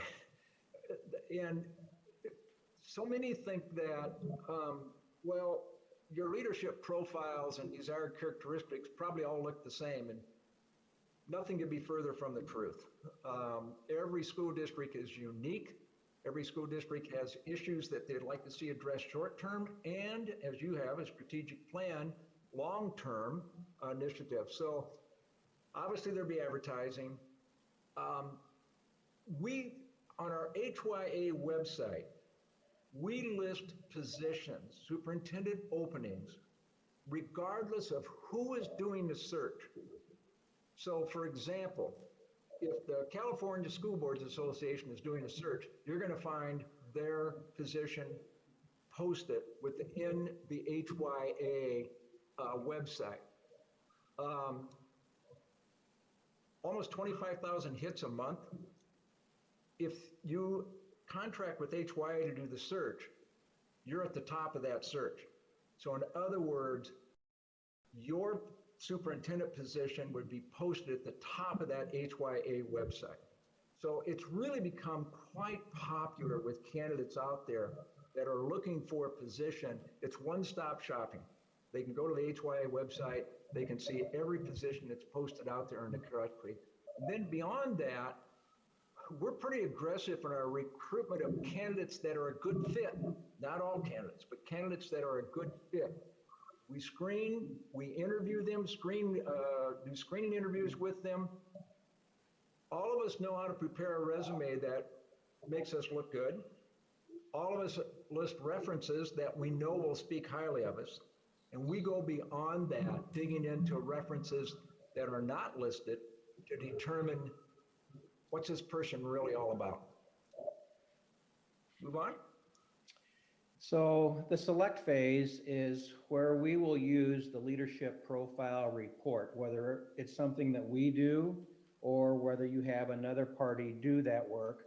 They will eventually produce a report to you that you would have approved. So that document becomes a really crucial document as to how we both recruit and start to screen candidates who are appropriately matched to the needs and issues of your school district. So we will do face-to-face interviews with lots and lots of people to determine their qualification and their suitability to be a candidate as the next superintendent there. Ultimately, we'll narrow that list down to a slate of candidates. It's one of the things we'll ask you in the planning meeting. How many individuals would you like to have slated? Typically, boards are looking anywhere between 5 and 7 or so. We will give you we're a kind of a green organization, so we will give you password protected access to all of their applications on a Google Drive so that you can see those as they come in, and as we load them into the system, you can kind of see who some of these candidates really are who are interested in your school district. One of the things we do ask at the planning meeting, is there a prompt you'd like them to respond to in terms of their application? One might be, for example, what kind of training have you had in equity and diversity that would be relevant to your leadership role, would be an example. Among the other things we do is we will do a board interview workshop with you to help you best prepare to interview these candidates, knowing that these candidates are also interviewing you quietly as you are interviewing them. We certainly have interview questions, but we know you have questions as well. We work with you to prepare a good 60 to 90 minute first round interview. We will assist you in facilitating these interviews. We'll schedule the interviews for you. Oftentimes there's a location preference you'd like to have for these interviews. We can help with that through a board liaison there. Go ahead, John. Yeah, again, if you want us to help debrief once the interviews are complete, the first round interview, we can help you debrief as to who you'd like to bring back for a second interview. That's a key part of the process, and we have some techniques that have proven to be quite successful in bringing boards together to narrow that field down from, say, 5 candidates down to 3 to bring back as finalists. And we would facilitate that for you so that you're all equal partners in the discussion, and each of you have your voices heard. And then we would also, if you would like to have a third-party investigative background check, we work with Baker Eubanks, and their background checks are very extensive. And so you would receive all different kinds of information about the candidate, going back from when they first filed for their Social Security card. So that's something else that we can assist with. Obviously, during COVID, we've done a lot of work here with video conferencing. We will certainly use this going forward. Based upon your needs, we can certainly try to be in your district if it permits, as who knows where this COVID is going to go next. But we use it obviously with recruiting candidates and seeking their face-to-face interview during this kind of a platform that we're using right now. We've done, go ahead, Ted. No, we've done it several different ways, and usually each search takes on a unique set of techniques that we're utilizing. We thought we were going to all be face-to-face, and I wound up in Ankeny here earlier this summer. We were face-to-face, and now I don't know if we were to go back to that school district, if that's what they would prefer or not. So the point being that we've we've utilized lots of different techniques, and we would customize it to meet your particular need and wants. So once now we've sent white smoke up the chimney and we've determined we've got a preferred candidate that we'd love to have come and join us, we'll meet with that appointed new superintendent, and we'll do a debriefing with him or her, and we'll assist them in developing a 100-day entry plan. We'll request that they go to work on that. And then there are also some optional transition services that HYA offers, and I'm not going to dwell on those right now, but just to point out that those are available. I might just add, as you get into narrowing your decision and who you'd like to pick as your next superintendent, we will help you with a salary compensation request. We'll have the candidate fill out a form that we have that indicates what their current base salary is and any of their current benefits and what they are expecting you to offer. So it gives you, certainly as the board president anyway, a place to begin your negotiations with the candidate. And we obviously highly recommend you consult your legal counsel when developing a new contract. The timeline, we've gone through the phases here. You see them listed. The engage phase, generally it's about a 4 to 6 week experience. The crossouts there are intentional. That's meant to indicate that what you might have a third-party vendor do for you. If you wanted HYA and us, Ted and I, to do this work, obviously we would do the interviews and the focus groups and the forums as part of our service. Most likely we're looking at September, October for that work. The recruit phase will have already begun as we would advertise the position, but we actively get into it in October through December. It's about a 6 to 8 week experience. Right, so once that leadership profile report is finalized and desired characteristics or attributes, that's when we really ramp up our recruitment phase, because then we know exactly the type of person, the type of superintendent that we're searching for. As we get into this, is that a question? As we get into the select phase, it's about a 3 to 4 week experience. This is where your hard work really begins now in earnest. This is a difficult time for any board to interview and select their next leader. So we are proposing somewhere in December to have a candidate presented to you. You would make that decision by either late December, maybe before the winter break, or right after the winter break in early January of 2022. And you can see those bullets there that we've listed and gone through here already today. So the cost structure, HYA has done some things recently since I've joined the firm that have allowed us to significantly reduce our cost. So if you want us to do the entire search at $16,500, we can save you some dough. If you have an outside firm conduct and compile the leadership profile report, that'll be $13,950. Now there are additional costs. If you do national advertising, which we'd highly recommend, and by the way, HYA has packages for that. Given our volume, we can advertise at a much less cost than what you could as an individual school district. So you'd have the advertising cost. If you choose to use Baker Eubanks, and by the way, we would highly recommend you do that at least with your preferred candidate, that would be an additional cost. And then any travel for candidates or for John and I to and from the school district. So that's a little bit about the cost structure. We believe strongly in an HYA guarantee, and we will give you a fixed price. We will work with you until you are completely satisfied. If by chance we present you with a slate of 5 candidates and you don't like any of them and want us to go back to the drawing board, for example, we'll do that. We want you to be completely satisfied. Should a candidate not work out with you after the first year, we will do that search again at no additional cost. And of course, finally, the non-solicitation of a candidate. We will not recruit a candidate you have hired, been placed with our assistance for a period of 3 years, unless we have your permission.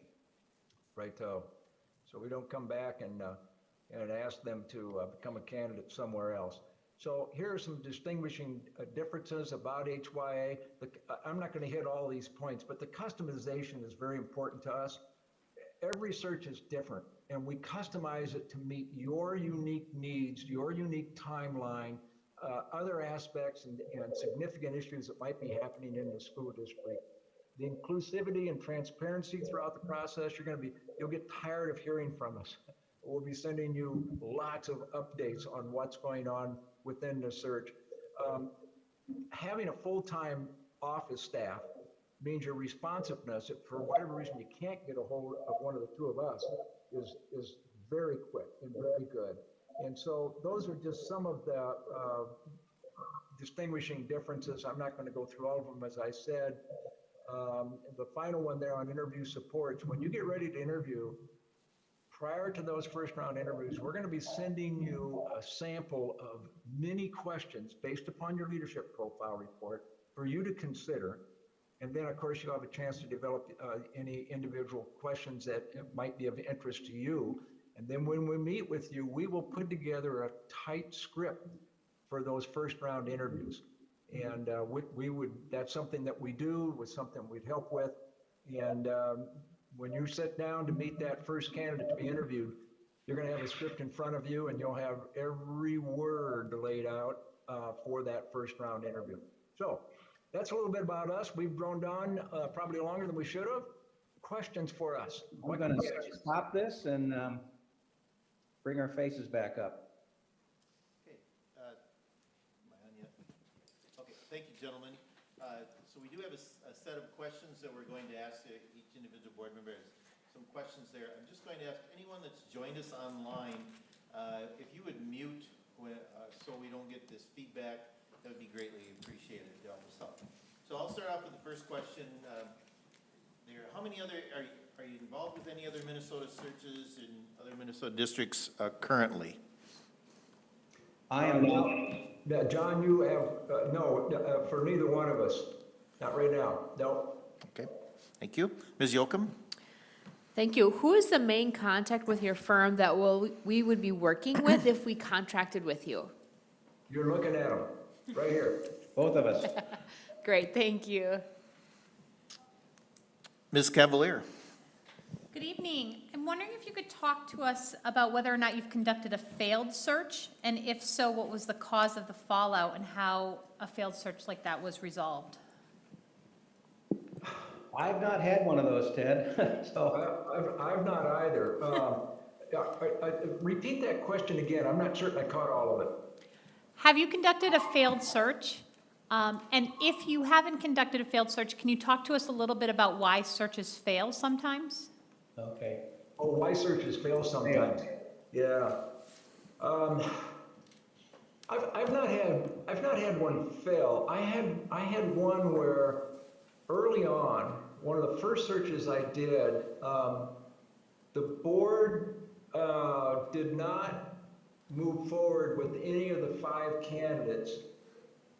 They brought back, they interviewed 5, they brought back 2 or 3, and then they chose a person that they really liked.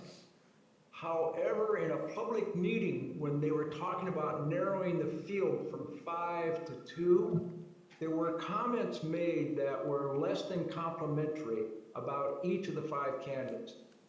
So when they narrowed it to their preferred candidate, the one person they really wanted, that word came out in the local newspaper, and that candidate read those comments and quite candidly said, I don't want to work with that board. Wow. So that was kind of back to square one. And the way that that particular search was resolved, I borrowed on something that I'd experienced. I met with the board and said, we're going to bring forward one candidate at a time.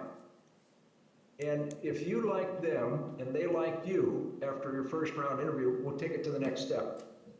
But if either party says, no, this isn't a good fit, then we'll go on to the next person. And so The candidate brought in wound up being a superstar, was with the district for many years, retired there. And so it had a successful ending. That was a tough one.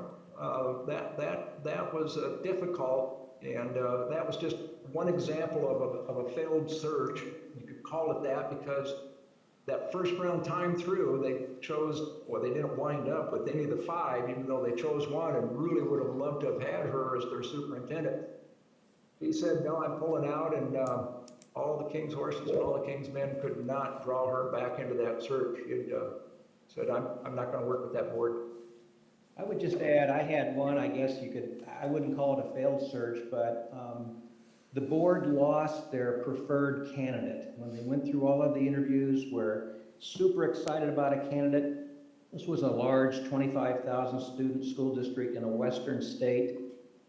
They truly loved this, it was a female, loved her, offered her the job, she accepted, came out and looked at homes, starting to get, selling their home back on the East Coast. Well, as she started to get in and talk with the district about the specifics of the benefits, particularly the health care package. And this district had defaulted to an Obamacare kind of health care plan. And it turned out that this plan was insufficient for her and her family. And because of that, she withdrew, crushed the board, crushed the school district president. Couldn't believe it. They tried to negotiate with her, and she just said, I don't want anything special for me that any other educator in the district is not going to be able to have. So they defaulted back to their number 2 candidate, who was a very excellent candidate, is still there in the position today doing an excellent job. So these kind of things come up and they happen for unknown reasons, and maybe there was something there that we never did find out what the true reason might have been. I can talk for all night tonight about strange things that happen during searches. I can think of 2 situations where board members resigned during the middle of a search. 3, now that I think about it, and that can be problematic because we're looking for a good fit, and now all of a sudden you're adding in a new element to that board. But those are pretty rare. Thank you. Next, Ms. Treadway. You referred to the range of sizes of districts that you have worked with and the locations of those, rural, suburban, and metro. Can you tell us what the average size of a district you have conducted searches with is? It's hard to come up with an average because they range so significantly, 1,200 to 130,000 in our experiences. It's just really hard to do that, to say that that's the average. I don't know, John? Well, one, I've been doing quite a bit of strategic planning lately. So I've done a plan for a 400 student school district and a plan for one with 2,500 kids, I guess it was. The searches, the smallest I think I've done has been around 1,700 students, and the largest was 25,000. So again, as Ted is saying, the range is kind of there. We work where the board wishes to work and where they think the match is best for HYA and its associates and the services we have to offer. So we will give your school district superb interest and care and expertise going through this entire process. Thank you. Thank you. Mr. Olson. Yes, how are you going to engage the Faribault stakeholders, and how are you going to get them to be really engaged in our search? Yeah. If that's the engagement phase of the search, first phase, and that takes a great deal of energy, a great deal of time to meet with people. If you choose to use the survey, to use the online survey, and it's open to virtually everybody. That's the beauty of a survey, is that everyone can do it, sitting in whatever time is convenient for them. So if it's at midnight, they can log into the survey and do it, or if it's in the middle of the day, they can, you know, when they get a break on their work day, they can log in and do it. Then we meet with you during the planning meeting, and you tell us who you want us to meet with. So you identify with groups and individuals that you want us to meet with. And so, for example, you might have athletic boosters, you might have parent organizations, you might have a religious or clerical organization in the community. You may have, obviously you've got the chamber representative right there on the board, but you may have business community members and leaders. You may have higher education leaders you want us to meet with. You know, it's whoever you want us to meet with, and that's who we sit and interview to draw out from them. We have a set process that we use, asking them basically three things. Number one, what's working and working well in the school district? What should be changed? What do you need to hang on to and champion? Number two, what are the issues that are confronting the school district, not just today, but into the foreseeable future? So we can all focus on the issues that are challenging the district today.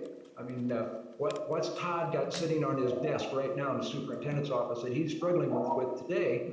But let's also talk about what's out there on the horizon, because this next superintendent, hopefully, will be in his or her position for many, many years. So we asked them about that, and then third, we asked them, so what are the desired attributes and characteristics, albeit professional or personal, that you would like to see in the next superintendent of schools? So that's a little bit about how we go about conducting these focus groups and individual interviews. I would say we have a communications package that we would give you with several letters of invitation and recruitment efforts. We'll work with your technology people to post numerous things on your website and to really reach out into your community, particularly those who are non-parents. I don't know about you, what you found, but the recent work I've been doing, the virtual meeting orientation has been an asset because it allows people maybe not to come physically to a meeting, but they can reach out and work with these kind of meetings at alternate times for them that are convenient during their work phase or family life. So that's a value-added asset, I would say, to our engagement work. That certainly has been true over the past year plus now, year and a half. No doubt about it. Thank you. Dr. Robichaud. Thank you. Ken, in your process, can you provide literature, surveys, communication strategies in other languages, specifically in Spanish and Somali? So Jerry, I'm not certain I understood the first part of that question. So could you repeat that for me? Sure. As you reach out to the community in Faribault, we are a very diverse community, as I'm sure you're aware of. Right. Can you develop communication strategies in other languages besides English, such as Spanish and Somali? Yes, we do in Spanish. And then if you want to add languages to the survey, that's an option that's provided at an additional cost. So I can think of one search I did, and we had a community meeting in the evening. We had a series of 5 meetings that night in 5 different languages. And that was probably the most diverse that I dealt with. But we would, we would work with you on determining what languages you would like to offer, and then how to best connect with those particular constituents. Sometimes they're a little intimidated by a school or a school official. So we would work with you on that. We discussed that. John, anything in that? I had one experience where there was a large Indian population, and the district was able to provide a translator for us during our engagement and focus group work, and that worked out quite well. Thank you. Ms. Steves. All right, what does the current pool consist of?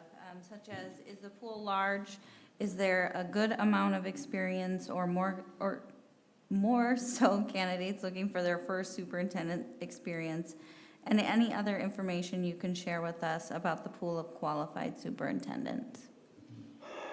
Well, the candidate pool is smaller and shallower Agreed. than what we've ever seen. When we say recruitment, I go back to when I left Beloit, Wisconsin, went to White Bear Lake, Minnesota, many, many years ago. I was probably one of 60 or 70 candidates for the position. I don't know, maybe Jerry might even know the insight on that, I don't know. And today, and quite candidly, I'm sure most of those candidates simply applied for the job. But today, that doesn't work. I mean, you've got to get on the phone. Used to be that we would buy a lot of cups of coffee, but today it's primarily done with phone calls and text messages to folks that we think would be a good fit. So for example, John and I were just talking yesterday about someone that we were aware of, and he's had some very unique special circumstances related to COVID with health issues in his family, and he's going to be an excellent candidate for a school district.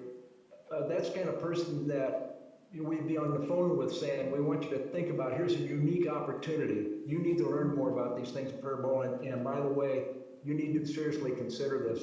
But it's tough. It's tough recruiting today. John? I would say the COVID years here we've been through have really knocked superintendents around quite a bit. I'm aware of several examples here where superintendent's stress level and stress level of other district leaders is at an all-time high. Mental health issues for them as well.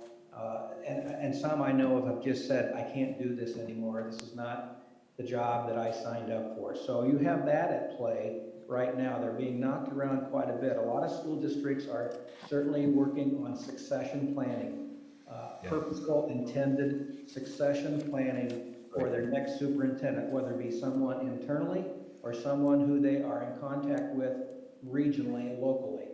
But the pool is much smaller. Ted is exactly right.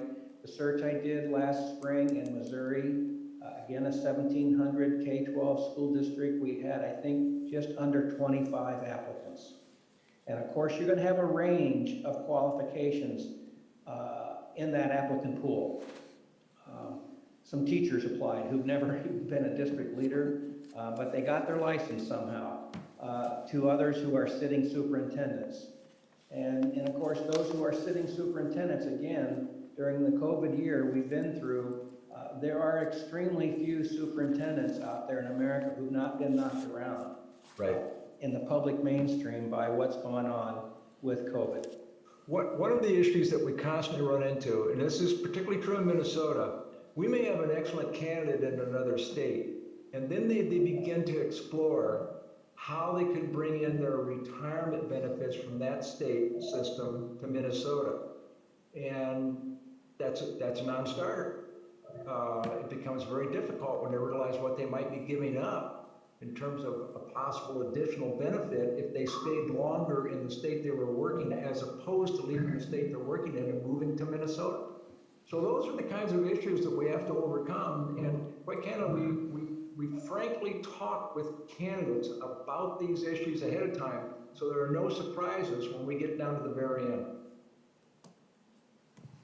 Thank you. Dr. Robichaud? Would either of you want to venture a guess on how many candidates we might attract for this position? Yeah, the direct answer is no, but all we can do is, point to experience. So for example, Ankeny, Iowa. Ankeny, Iowa is a fast-growing, wonderful school district. It would be a much desired position, and we wound up with a slate of 5. If we'd had to add a 6th or 7th person, the quality would have dropped off significantly. We wound up with about 20 candidates there. Jerry, that I would say were legitimate candidates. We had others who had applied, but like John said, they were wannabes. They wanted to be the superintendent and anything, but they didn't have the background of experiences or preparation to lead that type of a school district. Thank you. So to conclude some of these questions here, if our search does not supply an acceptable pool of candidates, would you assist with it, say if we decided we need to do an interim or any other options? Yeah, we've done that. Okay, thank I'm you. confident that we'll find somebody, though. Good answer, good. So from our list of questions, any board member have any other questions or need clarification on any points that they presented? Dr. Robichaud. Mr. Chair, just one question. The references that you listed on the slide were pretty much out of Minnesota. How many districts have you done in Minnesota, Dr. Jerry, I Wilson? did several when I was in White Bear Lake. I've done very few since then. Okay. How many? I'd have to, wow. That's okay. The question is basically, you have done Minnesota searches before. I'd be guessing here, probably 10, but I don't know. Okay. Those were some time ago when I was still superintendent of Minnesota. Yep. Thank you. I'll jump to Mr. Wolf, if you have anything. I do, sorry, and I know we're up against the clock. I have two brief questions. On one of your pages, I think it's under the engage phase, it says HYA Community and Leadership Profile Survey and Report. If desired and paid for by the board. Did you touch on that and did I miss that, or is that something additional? If you choose to use us to develop your leadership profile report, we would do that, and then the survey is an added cost beyond that. Now, we can work with you to develop a survey, using like SurveyMonkey or something, but the HYA report is a research-based survey report, and it is very data-rich when that's returned to you. You'll have comparisons of your district to other districts of similar composition all across the country. Okay, thank you. And then my last question here is, you made mention of this as we develop, you know, I don't know if it was stuff around a contract or whatever, and I'm not sure if this is legal in Minnesota or not. Board members are probably shocked that I'm asking this, but I think you mentioned require residency in our district. Is that legal in Minnesota? I don't believe it is. Okay. No, it's not. No. But having said that, we'll work with you because many times boards have a strong desire for their superintendent to live in the school district. And John and I both have been superintendents in multiple school districts, and we know how important that is to be engaged in the community in a meaningful way, and it's tough to do when you live 20 or 30 miles down the road. Okay, thank you, gentlemen. Mr. Bellingham, I'm good, thank you. Okay, thank you. Anything final for these gentlemen? No, we thank you very much for the opportunity to present the search. We're excited to work with you and look forward to getting started. Excellent, thank you so much. All righty, have a good Appreciate evening. it. Thank you now. Thank you. Good night. Good night. Okay. Next, we'll move on to our next one. Does anyone else need any of the questionnaires or forms? Oh, yeah. Do you have more? Thanks, Nicole. Good, okay. So next, we'll move into our last presenter, which is Ray and Associates. Good evening, coming right in now, so take your time to be seated. In person. Yeah, in person, yeah. I'm looking on the screen going, okay, Where is he? Where is he? Truth be told, I was here about 3 hours ago. Oh. Thank you very much. Good evening, board, members of the community. My name is Craig Morris. We have online with us several of the associates from Ray and Associates who will be working on your search if selected. I'd like each of my esteemed colleagues to take a moment to introduce yourselves, and I'll give you a brief background as well. Thank you. Mike? Thank you very much. It's a pleasure to be with you. We are definitely honored and pleased to have been selected to do a presentation. I have the privilege with a capital P of being the president of Ray and Associates. I come to you from a suburb of 16,000 students in Columbus, Ohio. So when you speak of your Somalian population, we are the second highest Somali populated school district in the state of Ohio, and Columbus is second in the country, only behind Minneapolis. So we have very many similarities. I also come to you as a two-term elected member of one of you, as a city school board member, and a two-term elected member of the State Board of Education.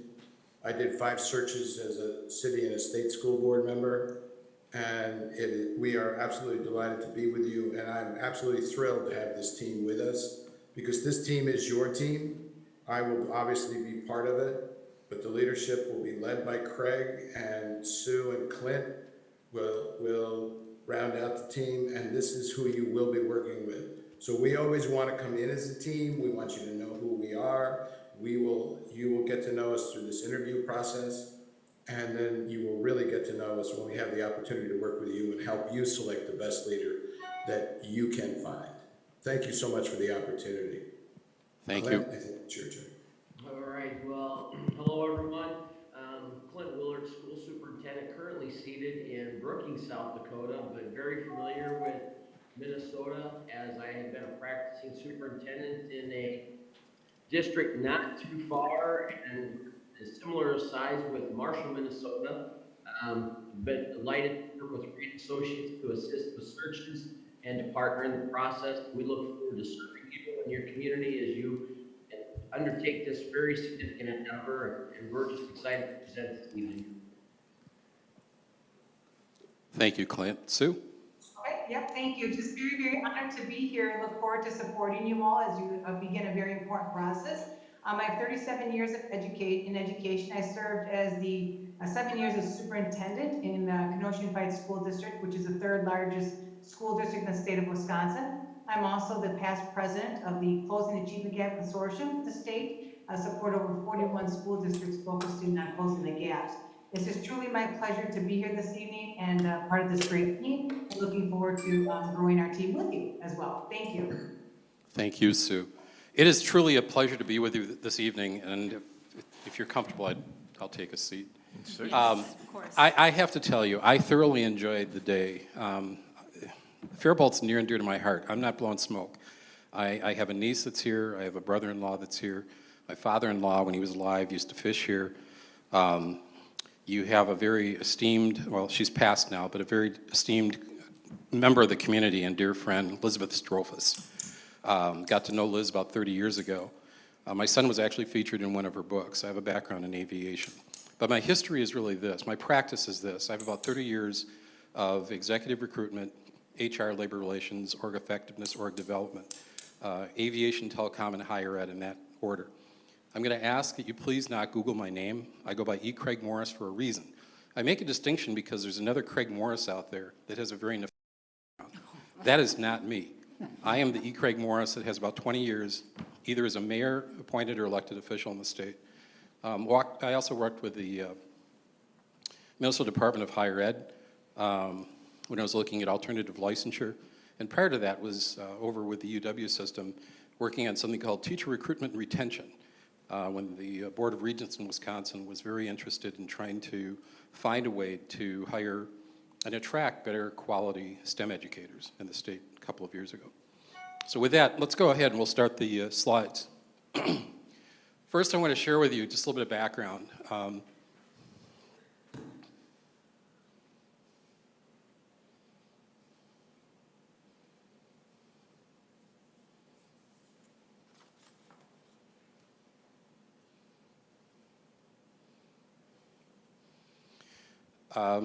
Still here, or is it just me? Can you hear okay? Yes. There's a bit of a pause. I could not before. Can everybody hear? Yes. Yes. We had a pause, so we're good. So I want to make sure you understand, our firm is different. Our firm is unique. And I'm not going to go through all the detail right now, but I would ask that you please pay close attention to what we do pre-search, during the recruitment phase, and post-search. I think that you will find a very vast distinction between how we operate, what we do with you and for your community, and what other firms might do. So all the factors presented today will allow our firm to provide you with a very high-quality search process that's tailored to meet you and your community's needs. And I think it makes a huge difference because schools are rooted at the basic foundation, the basic core of successful communities. They're intrinsically a part of your community. And so this process is critically important in terms of choosing the right leader for the future of the district and the community.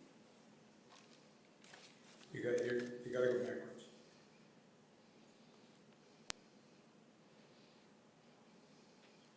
So last slide. Yep. Okay. So successful district leadership is really a component of the circumstances. Mike? Mike? Excuse me, Craig. Those are the last slides. Can you go all the way back, please? Thank you. Okay. Important to talk about. Go all the way back. Keep going. Okay, we had this set up earlier. I apologize. All the way back. No.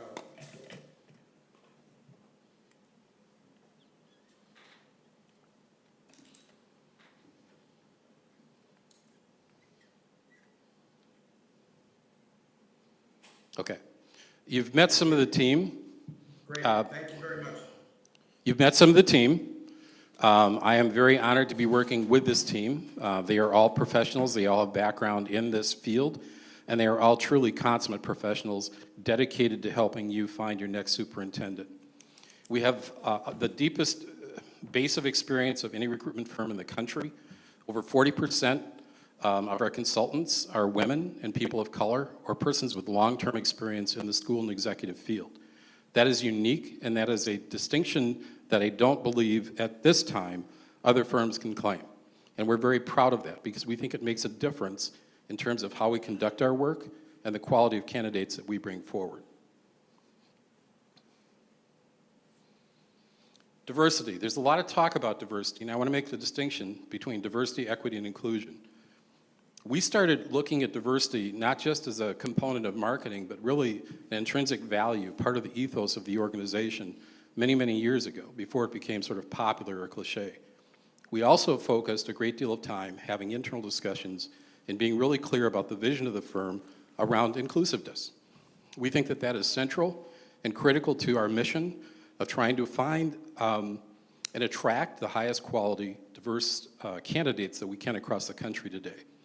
And we also believe that it's critical as a part of our work that we also are focused on making sure that our work is ethical but also equitable. When we talk to boards about what you're looking for, what your community is seeking, we have to practice that.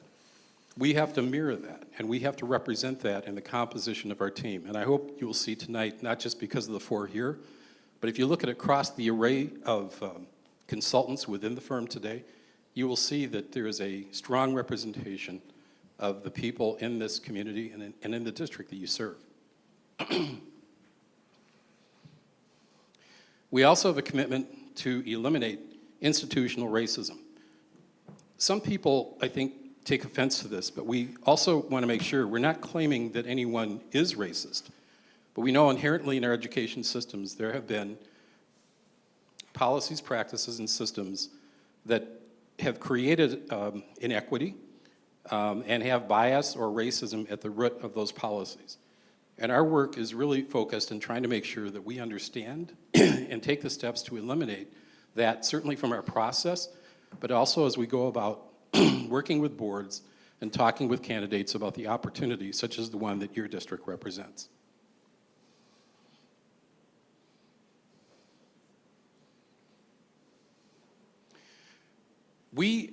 I was going to tell you again, I think you have every opportunity for an extremely successful search because of who you are, because of where Faribault is located, and because of what your district represents. You have a strong leader currently. You have great infrastructure. You have a board, obviously, that's very dedicated and committed to this work. You have people in the community that are passionate about education. You have a lot of things that a lot of districts, well, are envious of. And so I think the opportunity to identify candidates, strong candidates, to come forward will not be that difficult. We anticipate that in this search, such as the one, if we're selected for Faribault, we would see approximately 40 to 50 high-quality candidates coming forward for this search. There will probably be more than that, but not everyone who applies is necessarily high quality. And not everyone who applies, obviously, is going to meet either the minimum and or preferred qualifications. Our commitment is to make sure that we attract and maintain strong candidate interests in all the positions, but most importantly, that we bring forward to you only the best of the best. While we may provide the process, and our firm is committed to working with you, it is your search. It is not the firm's search. We are not an agency who is acting on behalf of agents or looking to be a placement agency for people who are looking for a job. Our work is intentional, it is specific, and it's deliberative. We work very hard to understand you, your community, your constituents, your students, and then to put that into a profile that is extremely rigorous, but also very transparent. One of the positive attributes of our work that I've seen with other boards is that this information not only informs the search process, but can also help or be used to help you in terms of board development, or certainly post-search, when you think about the work that you and your new superintendent will do in terms of, you know, the storming, norming, performing cliche, right? I think it helps that process work very effectively. And so you will have a great deal of input. We will also seek input from stakeholder groups. We will work with you to determine the timeline, compensation, and really finalize a profile that will be used to solicit interest, to promote, and to really make sure that we have described and that we are able to articulate what is of importance to you. Let's talk about the profile development, because I think different people, different firms use different terms. The first thing we do is we make sure that we interview you as a group, as a collective group, but also as individuals, and we'll share those results with you. It's amazing the kind of information that can be extracted, and then to allow you to reflect on that information before we even begin the search. It really helps the board gel around what's important to you and what kinds of qualities you're going to seek in the candidate for this position. We hold a number of stakeholder meetings. Now, a lot of groups do this, a lot of firms will do this, but we spend a lot of time really working not just with community groups, but with community leaders. Quite often, especially in communities of color, there is a cultural dependency, if you will, on the elders or leaders of those communities. And so it isn't just about putting an announcement out there or making statements in different languages. It really is about connecting with the leaders of those communities, especially diverse communities, who are a part of your community, and engaging them in a way that makes sure that this process is inclusive and equitable.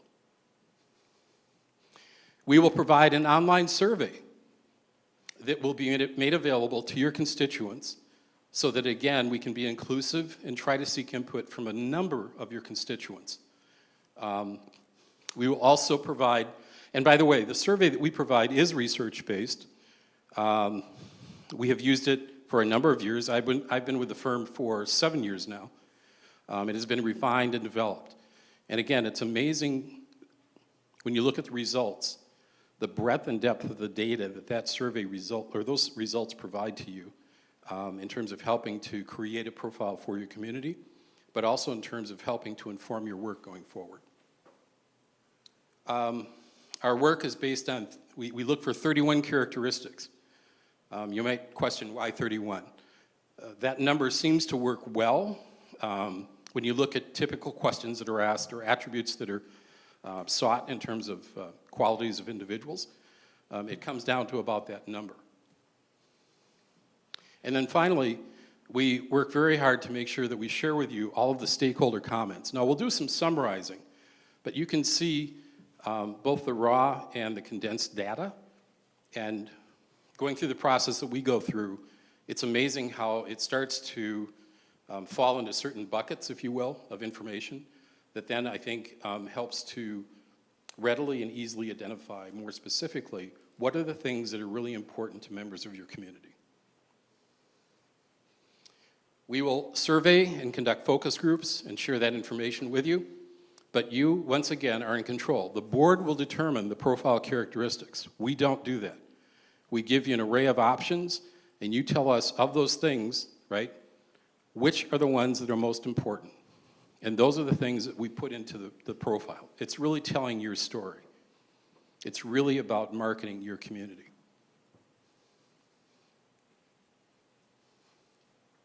We also conduct, and we will work with you to host a number of open public forums.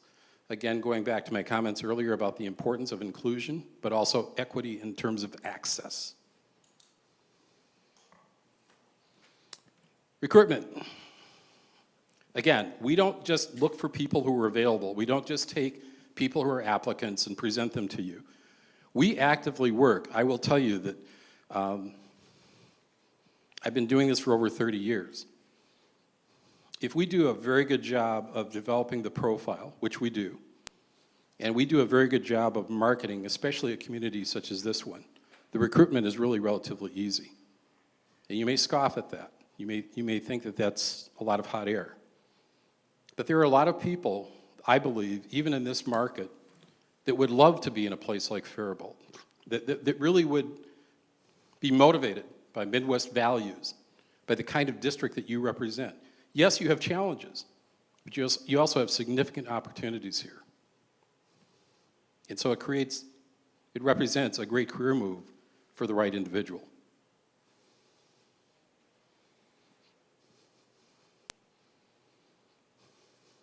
We will access highly qualified, diverse candidates. I've taken a look at some of your data.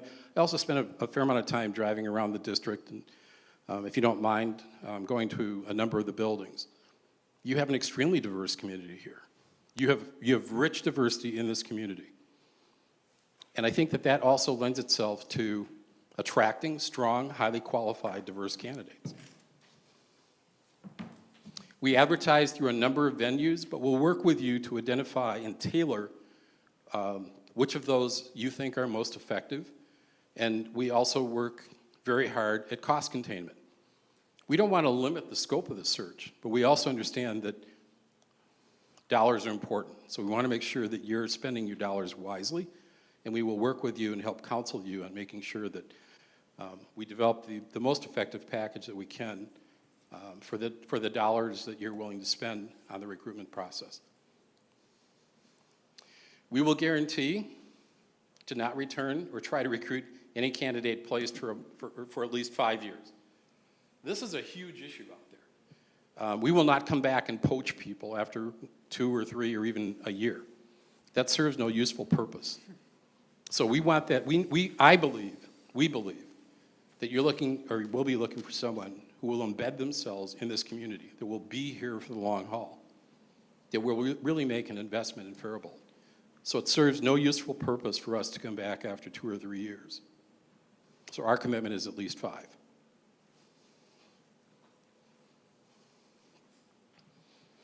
We will screen candidates using the profile.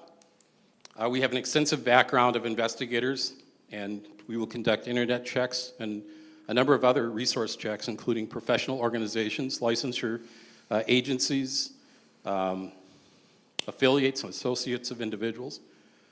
We will go off record or off reference in terms of looking at people. We will make sure that they are thoroughly vetted, and we will guarantee, meaning that if the search, for whatever reason, is not, the individual is not successful, that we will conduct a follow-up search at no charge to you. We will also provide the candidate's application information, and a tool that we use that I think is extremely useful, especially in the pre-screening, is we'll provide video vignettes of the candidates to you. So you'll have an opportunity to actually view them, responding to a series of questions that are pre-selected by you. It's not a half-hour kind of thing, but it gives you a sense of the candidate, how they think and how they're able to respond to questions, thinking on their feet, if you will.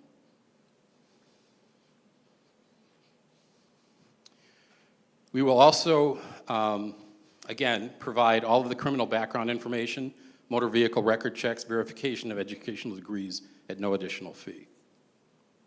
There will be no surprises. You will select the candidates. You'll review the top candidates. You'll review the top candidate videos. You will be able to establish and complete a consensus building matrix, a scoring instrument, if you will. Again, it's been developed over the years and works very well to help build consensus. And then you will be able to deliberate, discuss, and reach consensus on a matrix of results that are important to you in this district. You will select the candidates for the semifinal round and the final interviews. And you will you will develop the interview questions. We won't. We'll work with you to develop them. We have a host, an array, if you will. But you will select the interview questions that are most important to you.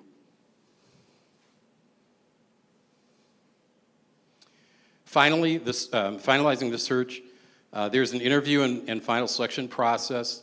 We will assist the district in terms of developing and creating the final agreement. We will provide a 2-year guarantee on the superintendent search. Again, if for whatever reason the person does not work out, we'll reconstitute the search, conduct the search at no additional charge to you. We'll provide you with a self-assessment survey for as long as the new superintendent is here at no cost to you. And we will help and assist you in terms of building the new leadership team. Now, this is where the post-search part of our process, I believe, is a huge distinction as compared to other search firms. We don't just drop the person off at the doorstep and leave. We will continue to be here, a part of your work and a part of making sure that professional development occurs. Again, that's a part of the package that we offer. And we think that's very important for 2 reasons. One, it helps you in terms of establishing the relationships and continuity with that new individual. And 2, it really contributes to the success of that individual and of the board, which is what we all want, right? Because you can't have a superintendent that's successful if the board's not successful and vice versa. So the professional development doesn't just stop once the person is hired. It continues, again, post-hire. And that is a part of what we do.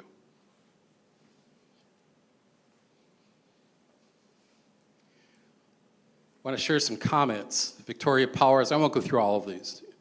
In somewhat constricted timetable, they led a process to gather information from all stakeholder groups on the characteristics that should be prioritized in the search, managed the application and interview process, and organized a busy day of in-person forums and Zoom meetings for stakeholder groups. The entire team at Ray and Associates led and supported every aspect of our search process. Victoria Powers, Bexley City Schools, Ohio.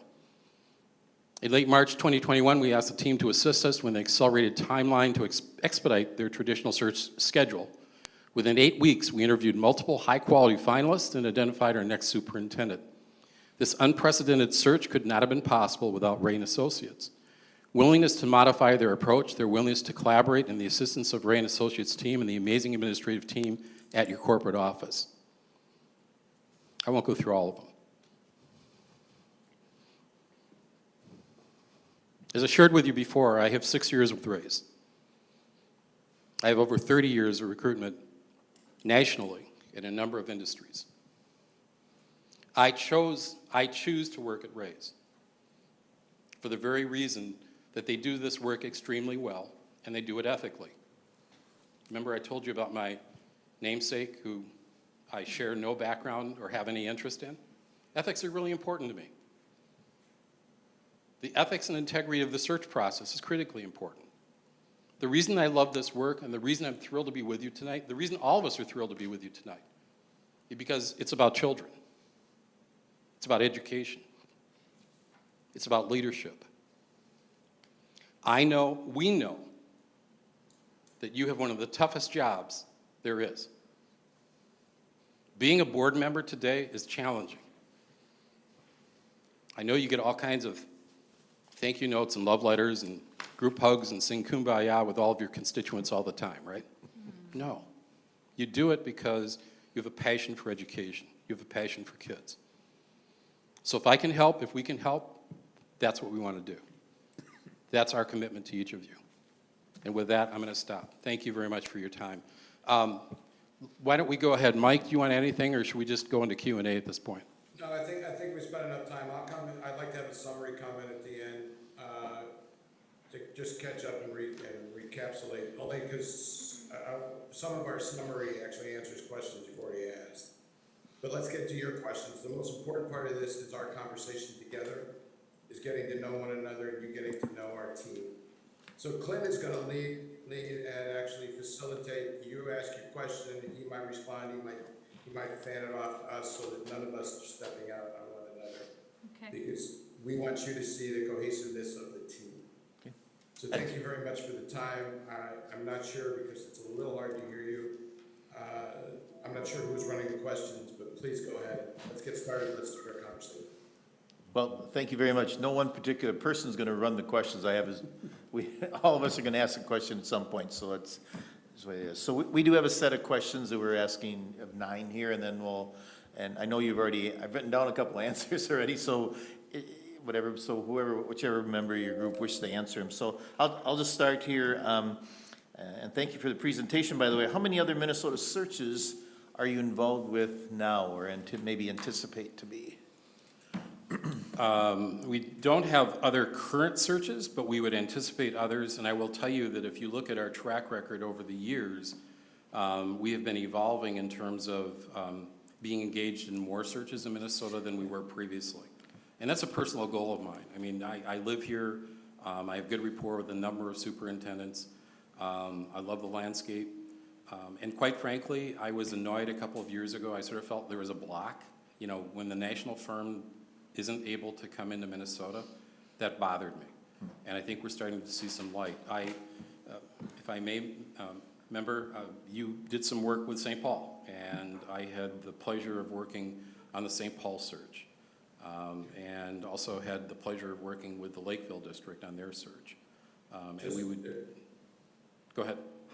If I may, just to clarify, so if the questions, if you don't mind, could come and Craig, let's let Clint kind of direct them so we can share. My only response is we have no searches going on in Minnesota. We always have searches going on nationwide. Right. We're the largest and oldest search firm in America. We have 40 plus associates around the country. There are none in Minnesota going on right now. And this team is your team. They're not doing other searches because that's how we do this. I just want to be clear and transparent. We probably have 10 going on right now, but they're in all parts of the country. There is none in this segment. Just so we have transparency. So Clint, if you can kind of guide us, go ahead, next question, please.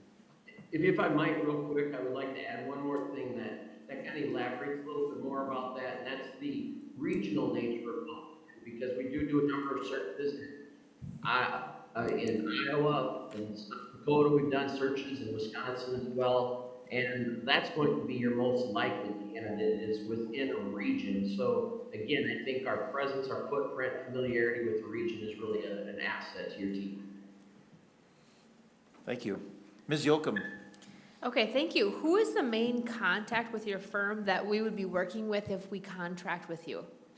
I will be leading the team for Minnesota, for the Faribault search. Thank you. And I'm about an hour and 15 minutes away. Okay. Ms. Cavalier? Sure. Clint and everyone, team, have you conducted a failed search?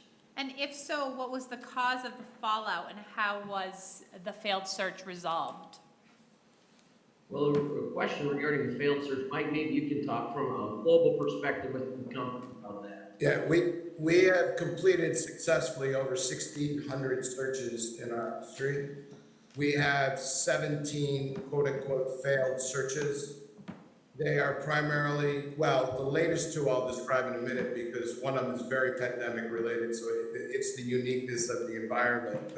But prior to that, when we had 1,615, 2/3 of those were because of board election transitions during the middle of the search.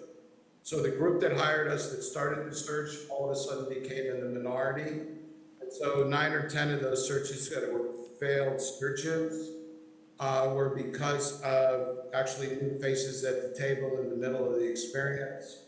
There were 2 others that were related to actually that they selected certain candidates, and somehow the quote-unquote in-house candidate all of a sudden emerged, even though they weren't a finalist. That was 2 of them. And I think the others, well, the other one was circumstantial. The 2 most recent, one actually left in the middle, and it was definitely a pandemic-driven community uprising over the over the challenges of whether students would be virtual or hybrid. And there were threats to the superintendent's children. And he felt he couldn't, yes, legitimately in a major district in another state. Oh my God. And he had to leave. The second one, which just happened, which we're redoing right now in Arizona, was because the woman became, that's unfair, superintendent. Although we were very pleased that she would have done a great job, she became very ill and couldn't continue. And regardless, we felt the need that we had to honor our 2-year obligations. We have a 2-year obligation, not a 1-year obligation. So if the search doesn't work over a 2-year time frame, then, I'm sorry if I'm reverberating it, I hear myself echoing all the time. So if within that 2-year period, we do it for free with the exception of travel and overtime. Thank you. Ms. Treadway? So I think you've alluded to this, but what would you say the average size of districts you have conducted searches for? Well, the average is very broad in terms of size. We as the largest firm deal with many very large school districts. We deal with school districts of similar size to Faribault, and we have done all successfully. And I think that's a real testament to our ability to provide that profile and attract candidates that match very well what you're trying to accomplish in your district. I don't know, Mike or Craig or Stu, do you have anything you wish to add? The only thing I'll add is the reason you had those quotes on the board were primarily to show you the variety. So it was as small as 1,800, and Broward County is 263,000. So if you ask me for an average, I'm going to tell you typically it's probably between 7 and 25. But if you ask me overall numbers, somewhere around close to your 3,400, or I would say between 3,500 and 10 probably make up the majority if you were just counting heads of searches over time. It's this balance of scope. The thing that's most important, there are certain parts of what we do that apply everywhere. The uniquenesses are the circumstances, makeup of the communities, the wishes of the board. It's kind of like, in most cases, the questions aren't that hard. The resources for the answers differ in every single community. You are definitely at 3,400 students and 23,000 people and 23 languages spoken are right in our wheelhouse. 23 is an interesting number. We have, when we do our online survey in the community, the most languages we've ever had to do ever in one city was 23 languages. We have done the online in 23 different languages. Thank you. Mike, I don't want to take away from Clint, but if I may, remember Weller? Am I pronouncing your last name correctly? Cavalier. Cavalier, I'm sorry. Yes. I should put my glasses on. Mike, the other side of the question, though, is can you speak to some of the recent data that you've identified around longevity or the average tenure of our placements? Oh, yeah, we get to that in summary, but yes, real quickly, a district your size averages 3 to 4 years, the length of time superintendent in the country. That's your average for what help you do. Our average is 6 years, 7 months, which is part of the 5-year guarantee that we won't, quote unquote, poach our placements. What that means is that we will not come back to talk to anybody about any opportunity until they've sat there at least 5 full years. And that's in our contract. So is the 2-year guarantee in our contract. Thanks, Craig. Appreciate it. Thank you. Mr. Olson? Yes, how are you gonna engage the Faribault stakeholders, and how are you gonna get them to, kind of respond to your questions or get them involved? How would you do that? I'm going to ask my colleagues also to respond. I have an answer, but I'd like to, maybe Sue, from your perspective, or Clint? Sue, why don't you go ahead first? Go ahead. Again, if I get a little bit difficult to hear the questions, is how do we get individuals to respond? First of all, I think like we heard earlier, one of the major focuses is working with the board first and individually doing a board interview and capturing all of your thoughts and compiling that. And again, you receive all this data and information in a compiled report. From there, we branch out to all the other constituents within your community, and you help design that, how you would like that to look. We've done searches virtually. We've also done searches or these community groups in person. So you could design that how you like us and how many that you'd like us to go out and talk to, as well as the online portion of that. All of the unique thing is all this information is compiled. You get everything, and it comes back to you as a board then to decipher through and help guide. We work as a team. We help guide and say, okay, here's what we're looking for, and this is what your community has said. And the end is really what the board wishes to have as their superintendent. I don't know if Clint, do you want to add anything to that? I believe it's really important that we would work with you to help find venues that are comfortable as well, to provide those types of interactions and relationship building with the community. Because some people, frankly, don't feel comfortable coming into a school environment. And you might have identified another location in the Faribault community where we could host an event, gather some constituents together and obtain that feedback that's going to be so critical. You know where those places are. We would take that input from you and then help facilitate that type of engagement with the communities where they feel comfortable meeting, not necessarily in the school, but in a place that's comfortable to them. Where we have, one second, Craig, before you say something, where we have actual real legitimate engagement, and pardon me, it's a specialty of ours. We treat them as focus groups. The questions are prepared in advance. They all get the same questions. So everybody's equal. We are trained facilitators, and over half of what we do is typically not in a school building. It is in community centers, YMCAs, YWCAs, churches, wherever those organizations feel comfortable or congregate. When you ask how do we attract them, it's a joint venture between our consultation with your efforts. We actually have a pretty good understanding about how to bring people, but we can't force it. I will tell you, coming out of COVID, after we have done 51 successful searches online, I honestly believe anytime we can do what we're doing here, where there's an element of one of us live, if at all possible, assuming that the variant doesn't get worse, if it's at all possible, asking those that attend, but providing a digital environment for those to also participate in a Zoom or Google Meets format is extremely helpful. I will tell you the attendance overall across the country during the pandemic, online in digital formats, has been better than it has ever been live. Some of it is just how busy we are, but there are numerous reasons. So we'll work with you on the recruitment side, and then we'll work with you on the execution side. This is, I understand you have asked the question, what happens if we have someone else, bear with me, Craig, if we have someone else do the engagement. I will tell you, you're welcome to do that.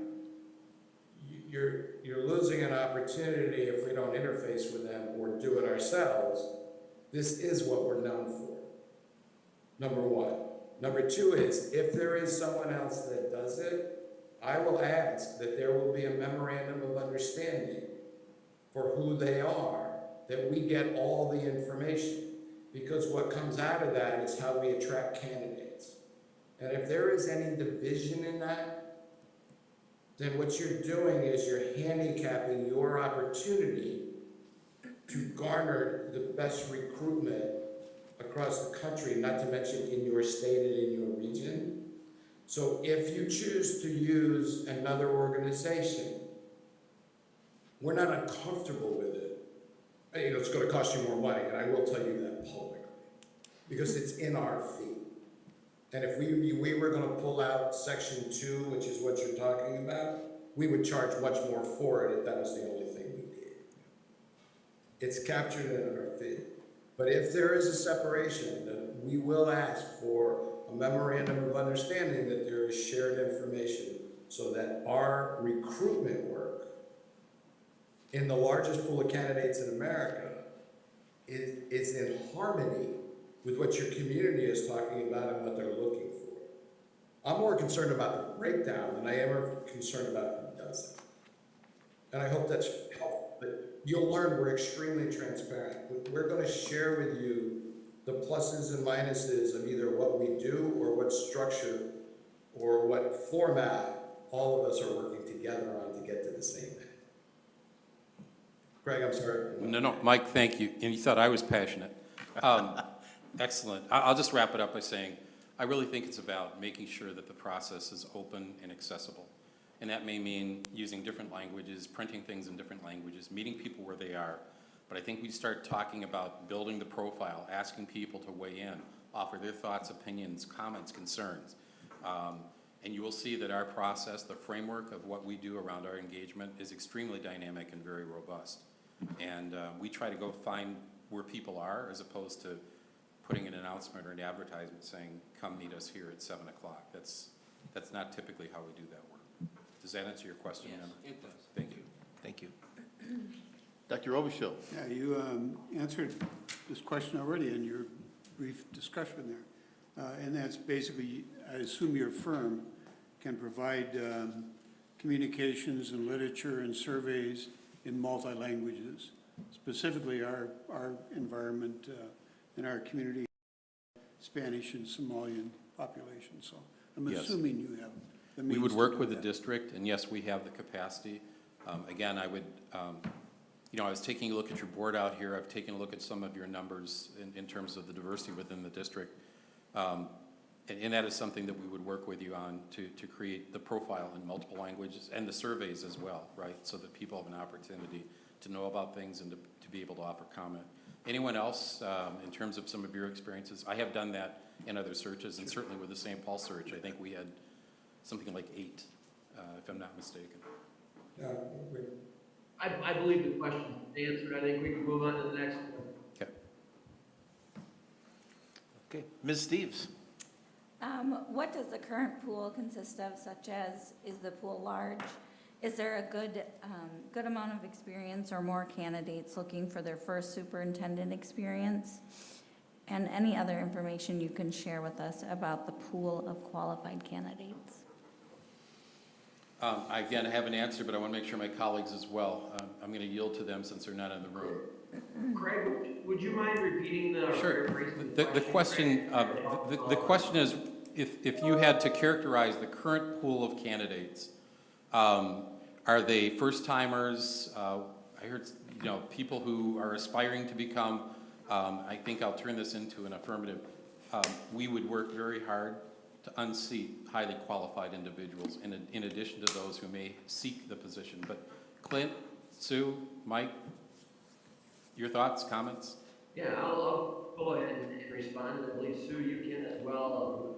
The pool will certainly attract new candidates, individuals that are fresh to the superintendency, but it will also attract others as well, and that all is generated starting with that profile and how we present the profile and the desirable candidate that you're seeking. And we would actively solicit candidates that we believe fit. And we would tap into such resources like a very robust network through the Minnesota Rural Educators Association, for example. As a current practicing school superintendent, having been in Minnesota, I have a very robust connection with some of the service cooperatives across the state.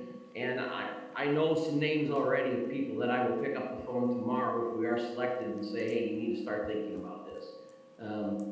This is a relationship game. And if we can present Faribault in a way that attracts and really seeks to retain a quality candidate, we will do that working with you to really find somebody that fits. And sometimes that may be that new person because they may have the skill sets and we help you sort through the potential as we go through that consensus building and identifying a quality candidate that's going to really take Faribault to the next level that you want to go. Great, thank you. Thank you. Dr. Robichaud? Yes, and I may have misheard this, but did you say 40 to 50 applicants? Yes. Expecting? You did, yes. Okay, out of those 40 to 50, how many do you think are legitimate candidates that would fit for Faribault? Well, let me be clear. I think you're going to attract more than 50. I think you're going to see probably in the area of 35 to 40 that would be at least minimally, if not having some preferred qualifications. I believe you would also see, and I want to be careful or qualify my statement. You have a lot going on in this district. You have strong infrastructure. You have good teaching. You have a strong board. You have a strong leader that I understand wanted to leave some time ago, and you wouldn't let him. But he is still here. So you have a lot of positives in the community. That will attract good people. You're in a good place geographically. You have a lot to offer here in terms of proximity to the Twin Cities. But you drive to the edge of town and you're in rural Minnesota, right? So I think those things alone are going to be strong attractors. Now, our job is to really find the people that you identify through your profile and research work that are going to match the community profile. So do I think we could find 40 to 50 qualified people? Yes, I do. Do I think there will be more candidates than that? Yes, I do. Do I think that all of those 40 or 50 are the best of the best? No. No, if I may, there are a couple things. Number one is we expect to have 40 to 50 applicants. I think Craig is right. This could roll to 60. Your time frame is actually fairly strong because you're ahead of that. You're ahead of that October, November, February curve because it's starting now.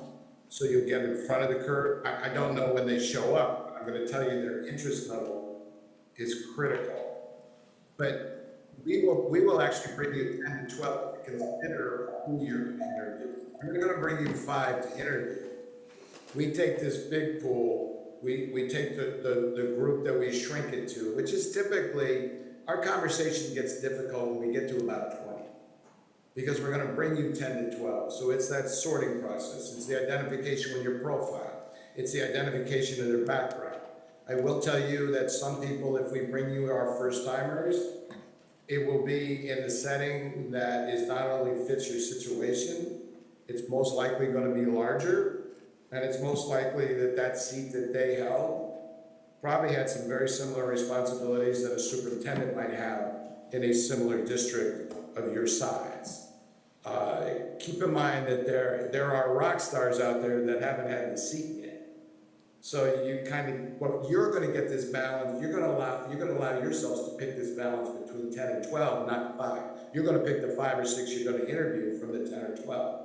The 10 or 12, you'll have their application, their resume. We will have screened them in an interview. We will have screened their references. We will screen some non-references. We will have done the first background check, because we do it in 2 parts. The first background check of social media, news media, of their entire background, and we will bring you that report, and we will have a video. That's how you will go down to the 5 to 6 that you're going to select. The 5 to 6 is where the interview and your real work starts. So that's our notion of the process, but it all still comes off your interviews, community engagement, the building of the profile, which becomes the benchmark that actually helps us bring you what you and your community said you were looking for. It really is a feeder system. I don't have a better description. I have a limited vocabulary, but it's my best description. Our last set of questions, or last questions here, if our search, I'll play the devil's advocate here.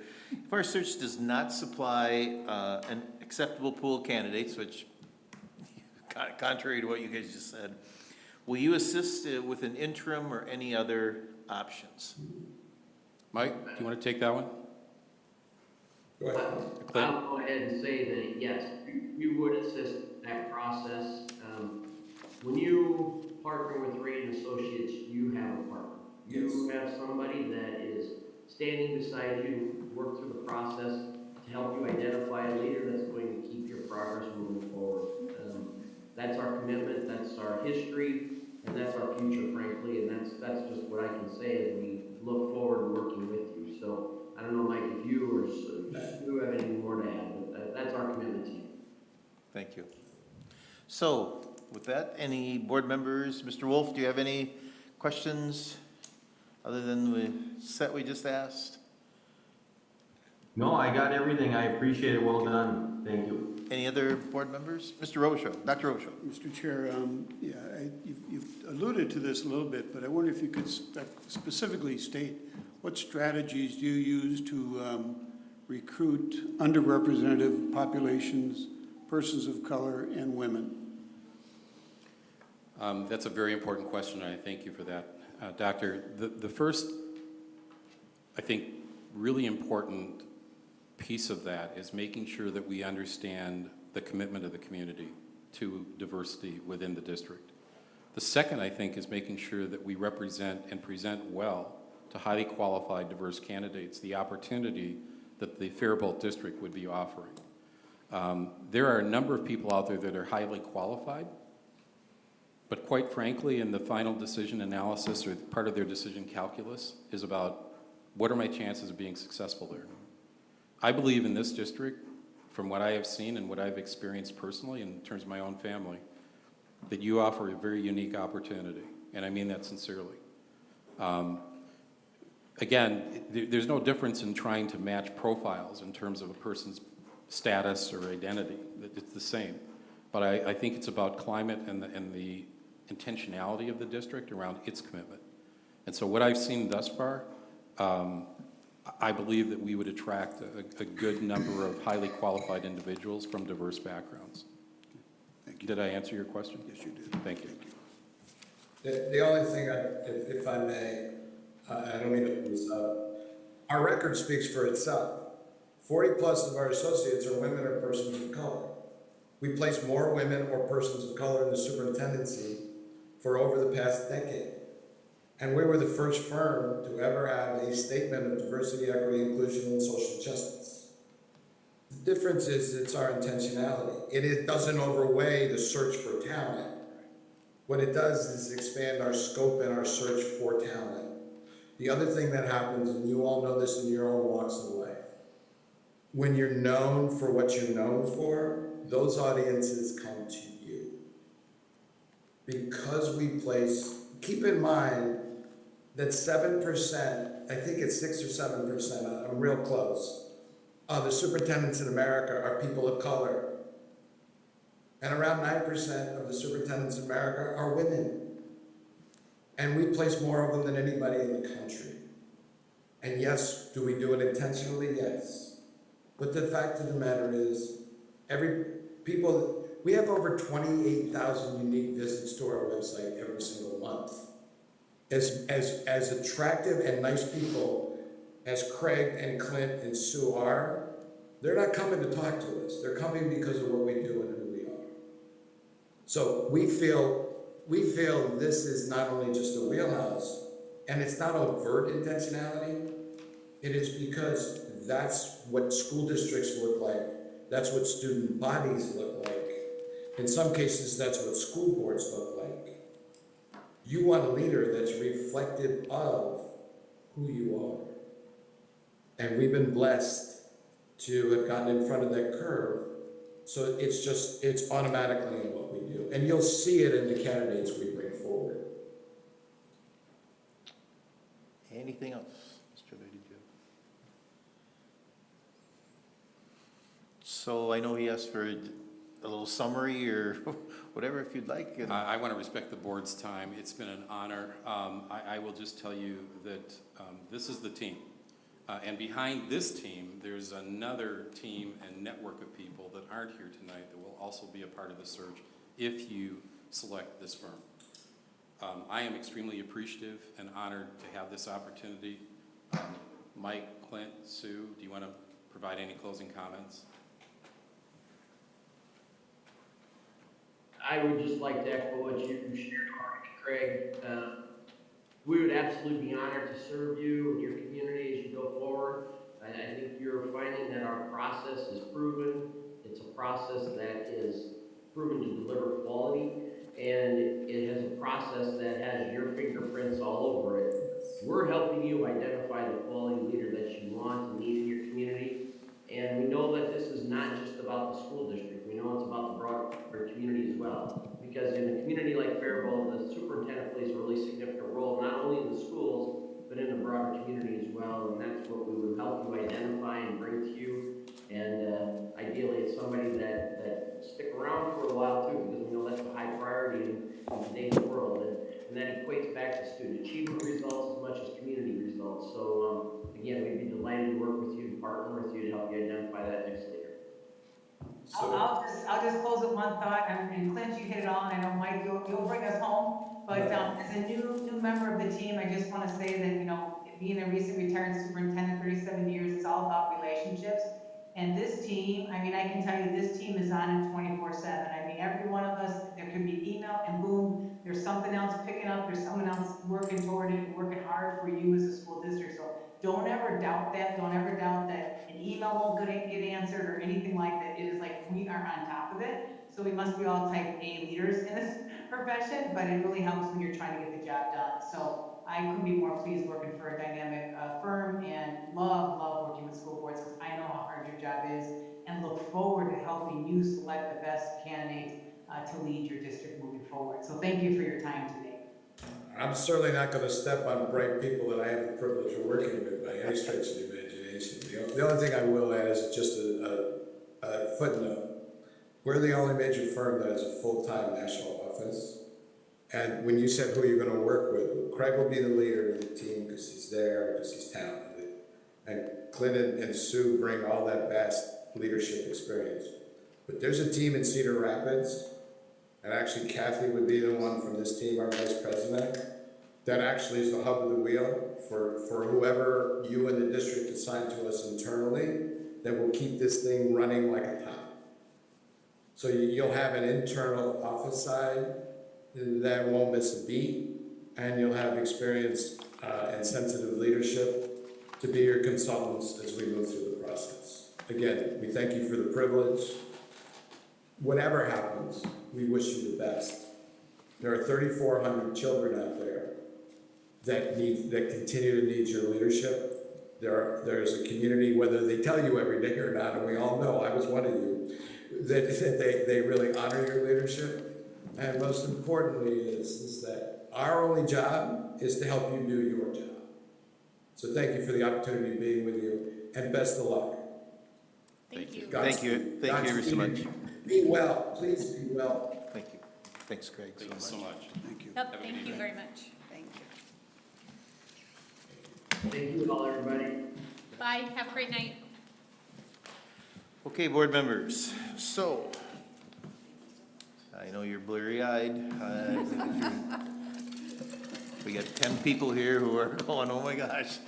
A lot of information. So, just briefly, again, as I stated when we began the meeting, I don't believe we want individual firm names or whatever, but are there any sorts, points or philosophies or things you have thought of now in these last 3.5 hours? Whatever, so as we go and then just briefly here, or if you just want to jump into our next steps or whatever. So, any thoughts? The first one, Mr. Olson?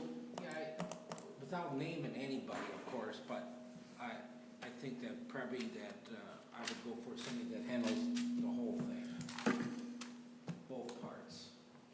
Mr. Olson, sorry, can you rephrase that again? I could not hear that, I'm sorry, thank you. Pull your mic, Richard, you pull your mic a little closer to you. Oh, yeah. Chad, right, sorry. thank you so Yeah, much. I would favor somebody, a firm that does both parts. I agree with Mr. Olson. Just so I heard that correctly, Mr. Olson, you would recommend a firm that does A to Z, the whole package, Right, the whole correct? thing, right. But I didn't name anybody to eliminate. Nope. No. I agree with Mr. Olson. I think it makes sense to have a seamless approach.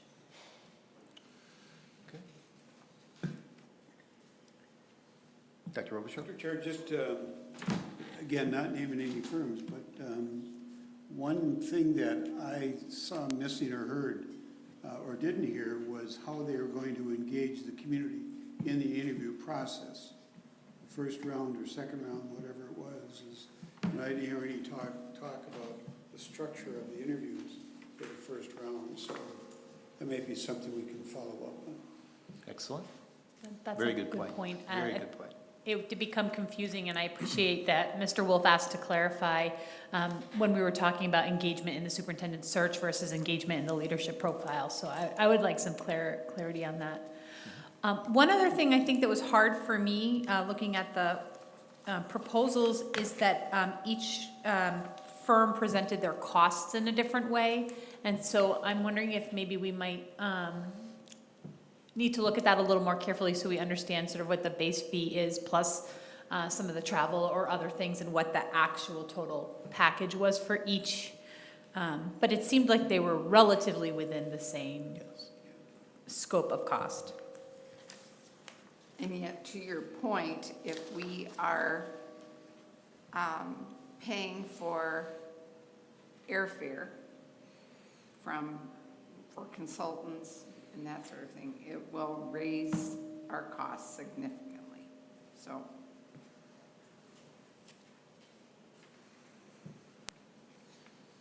Anything further?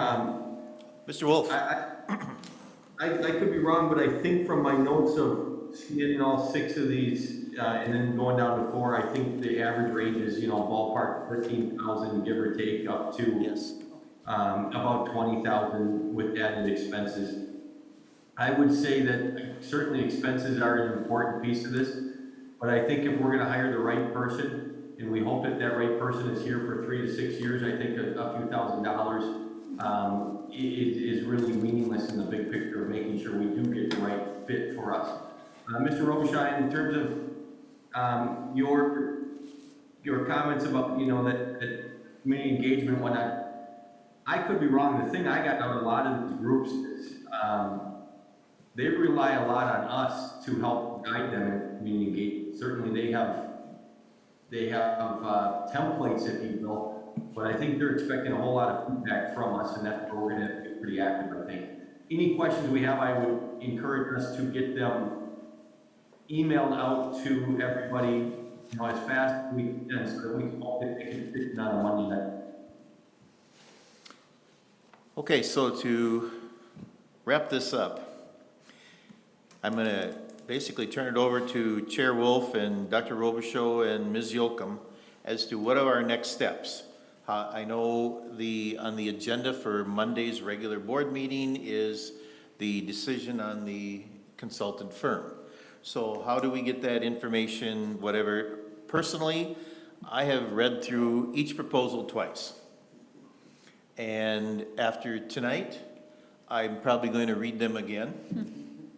I'm probably going to go back and watch this video to listen, because this is as big and crucial a decision as a board has made for this district and community in a long time. And I think some very good things were presented tonight, and the details will work themselves out as we process through. So I'm going to turn it over to you three, just saying, when do we have to know? How do we communicate this? I'll step out of it, and I'm just facilitating this meeting. So Dr. Robichaud or Mr. Wolf or Ms. Yoakum, how do you want to proceed? Not all at once, please. Is Mr. Wolf still online, or did he? Yes, he is. He's right behind you. He's thinking. He's a scary guy. No, I didn't want to chime in, but, I think the important thing is that we get this as right as we think we can, right? So I do know that we have this on the agenda for Monday. I also know that today's Thursday. There's a whole lot of information here. If the worst thing that happens on Monday is that we were to table this vote and need a special meeting, I don't believe that's the end of the world the following week or within 2 weeks or so, right? I mean, you heard many people say tonight that we're in a good spot. We're out ahead of the curve here. I don't believe 1 or 2 weeks is going to impact that greatly. I do think that we want to get this as right can be. With that said, I'll just kind of mute and listen to Mr. Robichaud and Ms. Yoakum chime in here for a few minutes. I agree with what Mr. Wolf is indicating, and I think we want to do some reference checks, call some districts, You know, for example, one of the districts that did St. Paul, and we've got some districts, some search firms that haven't done anything in Minnesota for a period of time. So I think reference checks, and I know that Nicole has a full slate over the next several days. And Mr. Wolf and I could certainly do some checks, but I think it's important that we get some reference checks on those firms. I agree. I don't know if we could get that done before next Monday night, so.